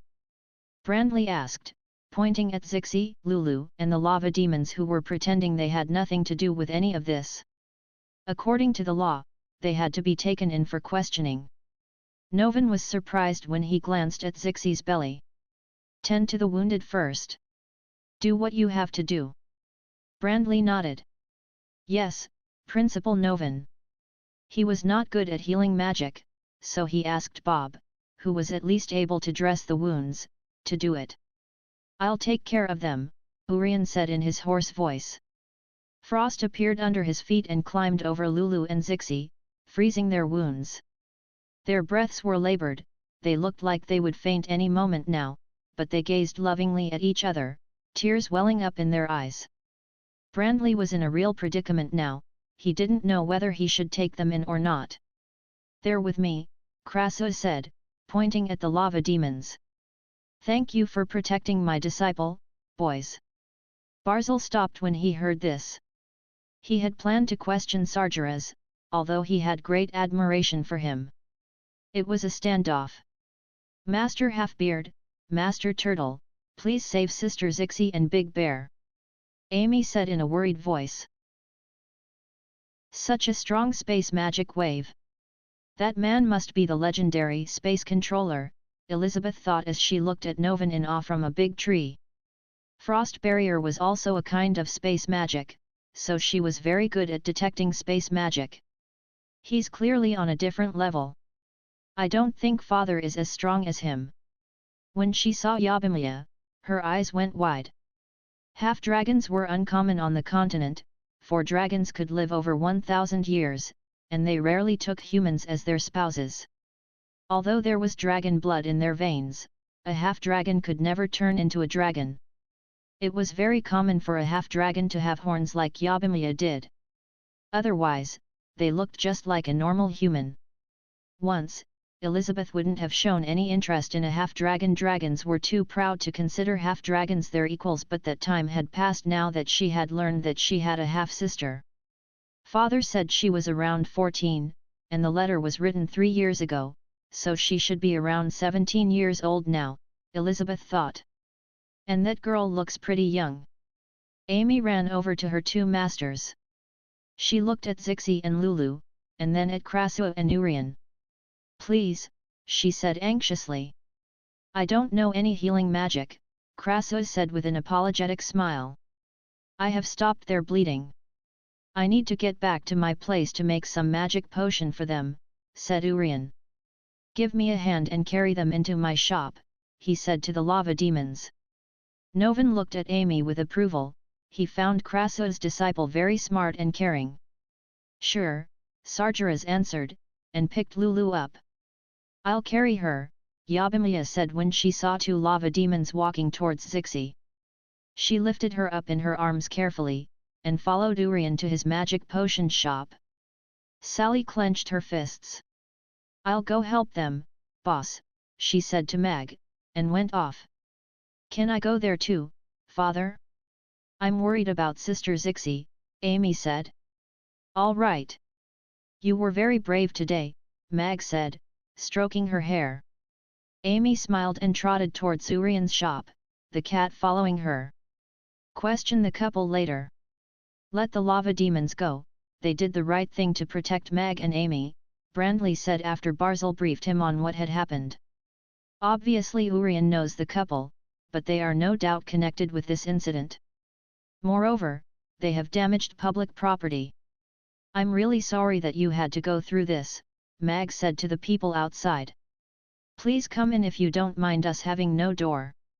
Mag was also worried about the couple, but he had a business to run and a hell of a lot of customers to comfort. Krasu walked in first. I'll have a braised chicken and rice and a sweet tofu pudding, Mag. Novan glanced at Mag when he followed Krasu in. A brave man. I didn't see any fear on his face when the wolf was about to tear him apart. Wait, where do I know those eyes from? Maybe brave men all have the same kind of eyes, like the man who said he could hack my barrier open. Such a shame. Mag didn't look at Novan in awe, maybe because Mag Alex had been just as strong as him. Mag took a look at Urian's shop and walked inside. Seems like I have to do this on my own for a while. Some dishes had been spilled because of the panicked customers, but in general, it wasn't too much of a mess. The customers were reassured when they saw Novan walk in, and resumed their seats. Good evening, Principal Novan. Even Principal Novan has come to eat here, Mamie restaurant has sure become very popular. Oh no!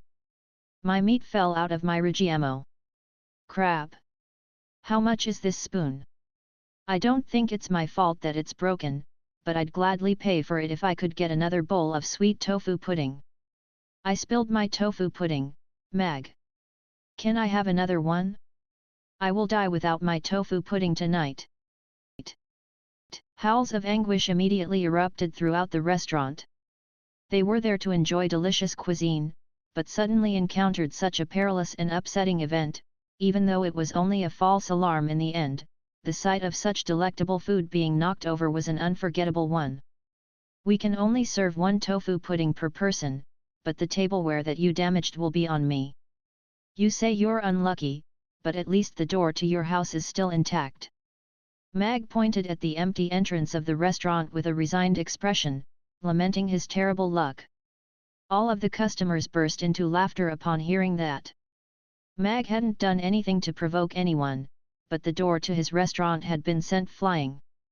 Furthermore, everyone was quite touched by the sight of Mag and the little owner standing fearlessly before the restaurant entrance to protect that girl in the white dress. Not everyone could be so generous to a new customer in their restaurant, let alone in such a dangerous situation. All right, seeing as you're so kind, I'll get another Rigiamo to console myself. I spilled my braised soup. I want another dish of braised chicken with rice.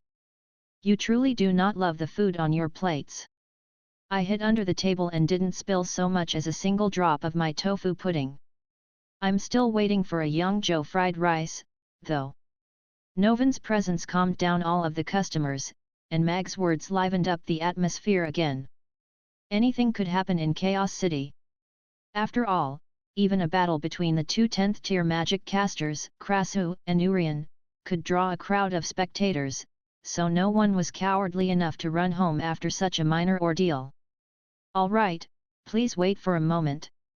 Mag recorded all of the customers' orders before making his way over to Krasu and Novan's table. With a smile, he asked, "May I take your order? Your restaurant's decor is very unique. Looks like you've been to many places." Novan didn't immediately state his order. Instead, he glanced around at the restaurant before turning to look into Mag's eyes as if he were trying to see something in them. I spent big money, so it's naturally going to be quite unique. The artist I hired claimed that he had traveled the entire continent, and was well versed in everything. However, he was clearly just bragging, and in the eyes of a true master, his work is most likely downright laughable, Mag replied with a natural smile. He was not at all concerned with Novan's inquisitive words. Please watch your mouth. The system never brags. The system's enraged voice erupted. You're being far too harsh on him there. I really think the art here is impeccable, with the exception of that Magus Tower. Krasu shook his head wistfully. The artwork of Chaos City is quite well done, but it's missing some soul. The artwork is very accurate, but it holds no meaning. It is the work of a craftsman, not a master. Novan offered his critique. See? I'm not the one criticizing here. Mag said internally, and was struck by an urge to chuckle. He was the one who designed the Magus Tower, how can he blame me for producing hideous artwork when his design is so unsightly? My artwork is a completely realistic rendition. The Chaos City artwork is a shrunk-down version of the city's satellite image. Aside from the fact that it doesn't have any annotations, you can use it as a map. Why does a map need any so-called soul? The system had been enraged, and protested at the top of its lungs. Mag only smiled without saying anything. He was struck by a peculiar sense of satisfaction when hearing the system's flustered voice. Novan turned his gaze away from Mag. It appeared that his suspicions were unwarranted. He opened the menu, and was a little taken aback by the prices that he saw, but he didn't show it. After a brief glance, he closed the menu, and said in a gentle voice, I'd like a braised chicken with rice and a savory tofu pudding. Sure, please wait a moment. Mag nodded with a smile before turning toward the kitchen. At the same time, he heaved an internal sigh of relief. If he could fool Novan, then he would have no issues in Chaos City. Furthermore, if he wanted to create things like the steam engine in the future, then interaction with Novan would be unavoidable. Vice Principal Heidel specialized in that area, but his rank was too low for him to propose any conditions. This young man is very interesting. Novan smiled as he looked at Mag's departing figure. He is indeed. I feel like he can change this entire world, Krasu nodded with a smile. After a short pause, he continued, he is a culinary genius. Changing the world is no simple task. Novan shook his head. You boasted about changing the world regularly back in the day. Krasu pursed his lips. It's exactly because I've tried that I know just how difficult it is.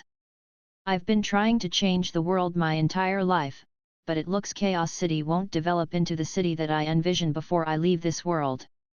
Novan shook his head with a smile that carried a hint of pride as well as some dejection. You've already changed the world. 100 years ago, no one would have believed it possible for a city where all races resided in harmony to exist on the Norland continent. No one could have imagined a fair education system for the young of all species, either, but all of that has appeared in Chaos City. Krasu's smile faded as he nodded with an earnest expression. He said, You've already done more than enough to change the world. I didn't believe that he could change the world just then, but now, I feel like it could perhaps be possible. For an elf and a demon to sit and dine at the same table, it indicates that his food must hold some special type of allure. He had already achieved something that I couldn't after several decades of toil, so I look forward to seeing what he will do next. Novan's gaze rested on an elf and a demon who were sitting across one another at a table, and a surprised look appeared on his face. Master Turtle, will they be all right? Amy entered a magic potion shop, and looked at Zixi and Lulu who were lying on the counter with a concerned expression. Don't worry. They won't die, but they won't be able to recover all that quickly, either. Urian strode over to the shelf with his hands behind his back, and said in a husky voice, Get those big ones out of here, they're too hot. All right. Sargeras hurriedly nodded before obediently leading the lava demons outside.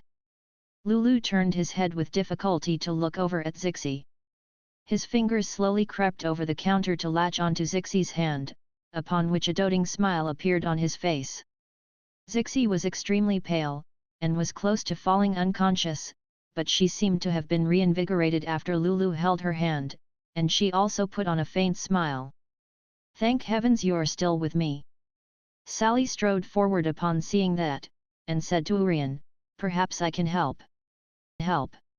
Have a go, then, Urian replied without even turning his head. He was holding a long-necked crystal vial, and was adding in mysterious magic potions of all colors before gently swirling the mixture.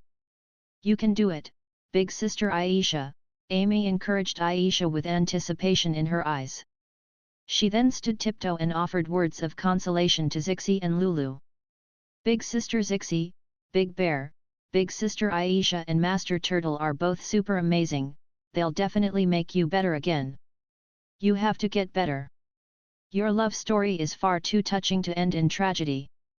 Yabimiya stood off to the side with an anxious look on her face. Save her, first, a hoarse, stuttering voice escaped Lulu's mouth. He then turned to Sally with a complex look in his eyes. All right. Sally nodded before suddenly producing a chopstick. A flash of green light appeared, and the chopstick grew into a small bamboo plant at a rate that was discernible to the naked eye. Urian stopped what he was doing before turning to look at the bamboo plant in Sally's hands with surprise on his face. There was extremely abundant life force energy emanating from that little plant. He narrowed his eyes as he thought to himself, who would have thought that she would be capable of casting life magic? Looks like she's no ordinary elf. A life magic spell of that caliber will indeed be a lot more effective than potions. It seems like I underestimated her. However, won't the combination of nature magic and life magic produce an unfavorable reaction? Zixi forced her eyes open as she turned her gaze on the bamboo plant in Sally's hands, upon which a hint of surprise and anxiety appeared in her eyes. The aura of the life magic was very familiar to her, but it coexisted with a completely different type of nature magic. It was as if two trees had sprouted from the same set of roots before growing in different environments, thereby becoming two completely different trees. Mighty Tree of Life, please grant me the power of light and the power to wash away all impurities, Sally chanted as she gently pressed the bamboo plant against Zixi's wound, which was on her lower abdomen. Faint green light slowly enveloped Zixi's lower abdomen, and the layer of ice and frost for blood loss prevention vanished. Black and red contaminants could still be seen on the wound that had almost encompassed her entire lower abdomen, and blood began to seep out again. Those were the toxins from the werewolf's claws, and the reason why her bleeding refused to stop. NGH, Zixi's brows furrowed as she moaned in pain. Her body unconsciously tried to curl up into a ball, and cold sweat instantly beaded on her forehead. Lulu held onto her hand with gentle concern in his eyes. Zixi met Lulu's gaze, and it was as if her pain suddenly diminished significantly. Sally gently swept her other hand over the wound, and a turquoise stream of water appeared, washing over the gash. The water seemed to be the bane of those contaminants, and the latter were immediately washed away. The wound returned to its normal color, and Sally ensured that no further blood was shed. Phew, Zixi exhaled lightly. The pain from her wound had been drastically alleviated, and the cool flow of water presented a very soothing and comfortable sensation, just as if a pair of nimble little hands was gently massaging her injury. There seems to be something in her body that is facilitating self-recovery. It's very slow, but it has a similar effect to life magic. Sally was just about to use her bamboo plant again when a hint of green light appeared on Zixi's wound, which drew a surprised reaction from her. She had seen that light in battle before as well, those magic waves had a great affinity with nature. Perhaps it's some sort of inherent regeneration ability. Sally didn't think too much about it, and gently tapped the wound with her bamboo plant. Green light flowed relentlessly into the ghastly gash, and it began to heal on its own. The process lasted about 3 minutes, after which the crisp green bamboo plant in Sally's hands completely shriveled up before being reduced to a pile of dust. Gentle green light enshrouded Zixi's entire body, her wound had completely healed, leaving only a faint scar behind. She had absorbed all of the abundant life force energy from the life magic spell, and a hint of color returned to her deathly pale face. It appeared that she was going to be all right. Sally also heaved a sigh of relief upon seeing that. Zixi's injuries were completely different from the minor wound that Mag had sustained on his hand. Furthermore, she very rarely used life magic to administer treatment, but it appeared that she had been successful, and Zixi would be fine after she absorbed the remaining life force energy. Sally then produced another chopstick, seemingly out of thin air, and prepared to attend to Lulu. However, right at that moment, a shriveled little seedling suddenly popped up from Zixi's stomach. It then began to frantically absorb the life force energy around Zixi, completely sucking all of it away in the blink of an eye before disappearing into her lower abdomen again. What was that? Sally was a little stunned. The little seedling had only appeared for less than 3 seconds, but that was enough for her to catch a clear glimpse of it. After it merged with Zixi's body again, her breathing seemed to have become more stable, and she was fine aside from a hint of feebleness. It really is the world tree, but it appears to be close to wilting. Looks like it's barely hanging on by a thread, so it most likely won't be able to witness the Dryads return to their former glory. Urian sighed internally as he shifted his gaze away from Zixi's lower abdomen. Big Sister Aisha is the best. Amy exclaimed gently with wide eyes. Please save him. Zixi was still too weak to get up, so she could only turn a beseeching gaze toward Sally. She held Lulu's hand gently with sympathy in her eyes. All right. Sally nodded in response. She was a bit puzzled by what she had just witnessed, but she still immediately began to administer treatment. In comparison to Zixi, Lulu's injuries were even ghastlier. There was almost no part of his body that had been left intact. Blue water washed over his wounds, while green light settled over his body. The bleeding quickly stopped, and scabs began to appear. The painful expression on his face also gradually receded, and his breathing became more even and stable. He took a glance at Zixi before falling unconscious. A second bamboo plant was reduced to dust as Sally said to the concerned Zixi, I've stopped the bleeding, but more straining activities must be avoided to prevent the wounds from tearing open again. His injuries were extremely severe, and he has lost a lot of blood, so he needs an extended period of rest and recuperation. Don't worry, he's only asleep now. Thank you, thank all of you. Zixi struggled into a sitting position with a grateful expression on her face. I'm just glad you're all okay. An elated smile appeared on Yabimiya's face before her eyes suddenly widened, and she rushed out the door as she yelled, I have to get back to work. The boss must be struggling on his own. I have to go back to work as well. Sally was also in a slight panic. There were so many customers in the restaurant, there was no way that Mag would be able to handle them all on his own. Yabimiya was running very frantically, and she crashed directly into somebody after running out the door.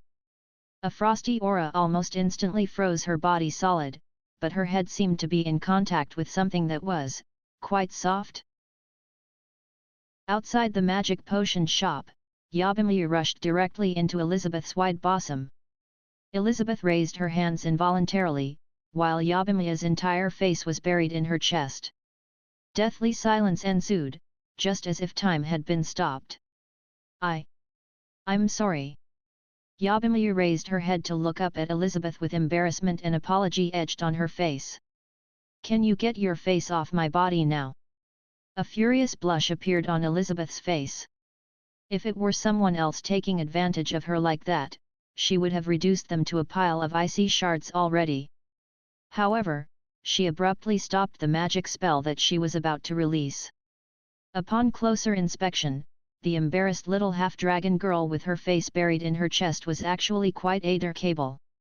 I'm sorry. I'm really sorry. Only then did Yabimiya extricate her face from the soft and warm mounds before hurriedly stumbling back and bowing in apology. Even the tips of her ears were blushing with embarrassment, and she thought to herself, what do I do? I can't believe I did something so rude. Erg. My God. But, they really were very big. And so soft, and so comfortable to lie on. The displeasure in Elizabeth's heart faded at the sight of the apologizing Yabimiya. Besides, she was partially at fault as well as she had been absent-mindedly thinking about some things, which led to her failing to notice the oncoming Yabimiya. Furthermore, the things that Elizabeth was thinking about just so happened to be related to her. It was almost impossible for her to find her half-sister on the same day that she received the news, but Yabimiya was a half-dragon girl of the right age, so she was naturally a potential candidate. "I'm fine," Elizabeth said in a cold voice as she sized up Yabimiya. The latter was quite petite, with thin, delicate limbs, and was wearing a strange black and white dress that perfectly accentuated her figure. In contrast with the rest of her frail body, her chest was quite large. She had a pair of golden dragon horns on her head, as well as a white hairband. Her golden hair had been arranged into a side ponytail which trailed onto her right shoulder. Still, what was the most startling to Elizabeth was her eyes. She had a golden left pupil and a black right pupil. A hint of surprise appeared in Elizabeth's deep blue eyes. A golden pupil didn't necessarily reflect the golden dragon bloodline, but it made her an even likelier candidate. So beautiful. Yabimiya was also surreptitiously appraising Elizabeth. Her skin was as fair as snow, and she appeared to be around 20 years old. Her features were extremely gorgeous, and her blue dress appeared to have been carved from ice and frost, giving her the appearance of a goddess that had just descended from the heavens. She was only casually standing there, but her cold and haughty disposition struck one with the urge to bow their head to her. In contrast with Sally's cold and regal disposition, Elizabeth's was purely cold and aloof. Even though Elizabeth had told her that she was fine, Yabimiya was still a little nervous. After all, she had been the one that had crashed into Elizabeth, and didn't know what to say as she stood with her head bowed. "What's going on?" Right at that moment, Sally's voice sounded. She had just emerged from the magic potion shop, only to find Yabimiya acting like a naughty child who was being reprimanded. She then caught sight of Elizabeth, and she, too, was stunned by her beauty. "Is she a giant dragon?" A hint of speculation welled up in Sally's heart. Even though Elizabeth was in her human form, the aura of a giant dragon was still a little different from a human's. Furthermore, her natural haughty disposition further supported that notion. But, how had Yabimiya managed to draw the ire of that dragon woman? I accidentally bumped into her." Yabimiya was instilled with a modicum of confidence upon hearing Sally's voice, but she was still a little apologetic. "I told you already, I'm fine." Elizabeth's brows were slightly furrowed as she took a glance at Sally. A hint of surprise also appeared in her eyes, and she thought to herself, "That's no ordinary elf. From the magic waves emanating from her body, I can tell that she's just as powerful as I am. I wonder what kind of relationship these two share." It's the beautiful big sister dragon." Amy's voice was tinged with a hint of pleasant surprise as she emerged with Ugly Duckling in her arms, turning to look at Elizabeth. "Amy, you know her?" Yabimiya was a little surprised. "I encountered this big sister dragon with father at the city gates a few days ago. I remember her because she's so beautiful." Amy nodded before waving her little hand at Elizabeth. "Hello, big sister dragon." Meow. In contrast, Ugly Duckling seemed to be harboring some animosity toward Elizabeth. It extended its little claws in what it thought to be a menacing fashion. Elizabeth glanced at Amy, and nodded in a greeting. She'd seen a man riding on a strange vehicle with that little girl earlier on during the day. She was a little surprised to encounter her again. Furthermore, it appeared that all three of them were familiar with one another. "My name is Yabimiya. I really am very sorry, but I have to get back to work, so I'll be taking my leave now." Yabimiya was getting a little flustered at the sight of customers entering and exiting the restaurant, so she hurriedly bade an apologetic farewell to Elizabeth before rushing away. "Let's go, Amy." Sally took a glance at Elizabeth before holding onto Amy's little hand, and made her way toward the restaurant. Giant dragons were known for their volatile and willful nature, so she was not going to leave Amy on her own here. "Big sister dragon, our restaurant's food is super good. You have to come and have a taste." Amy obediently allowed Sally to lead her away, but she left an invitation for Elizabeth. "Mamie Restaurant, Elizabeth's gaze rested upon the sign on the restaurant before she walked toward it. "Here are your braised chicken and rice and savory tofu pudding. Enjoy." Mag placed a platter gently in front of Novan with a smile on his face. "Thank you." Novan nodded as his eyes were drawn to the delectable dishes placed before him. The golden chicken chunks, alluring chicken soup, and many types of other ingredients were all combined in one dish, but it didn't appear chaotic in the slightest. He couldn't help but swallow at the sight of the chicken bathed in the rich golden broth. "You've lived in Chaos City for several dozens of years, but I'm much more of an expert than you when it comes to seeking out delicious cuisine in this city." Krasua picked up a piece of braised chicken with his chopsticks before putting it into his mouth and chewing slowly with a blissful expression. "I'll dig in as well, then." Novan also picked up a chunk of chicken with his chopsticks, and placed it into his mouth. He was first met by the taste of the delicious chicken soup, which was rich, but not overwhelmingly so. He couldn't identify what spices had been used, but the savoriness of the dish had been enhanced to the very max. He gently chewed down on the chicken, only to find that its texture was very soft and refreshing, and a burst of flavors lingered in his mouth even after the chicken was consumed. This is an incredible taste." Novan couldn't help but praise the braised chicken. He picked up another chunk of chicken, and basked in the incomparable bliss of sampling its delectable flavor.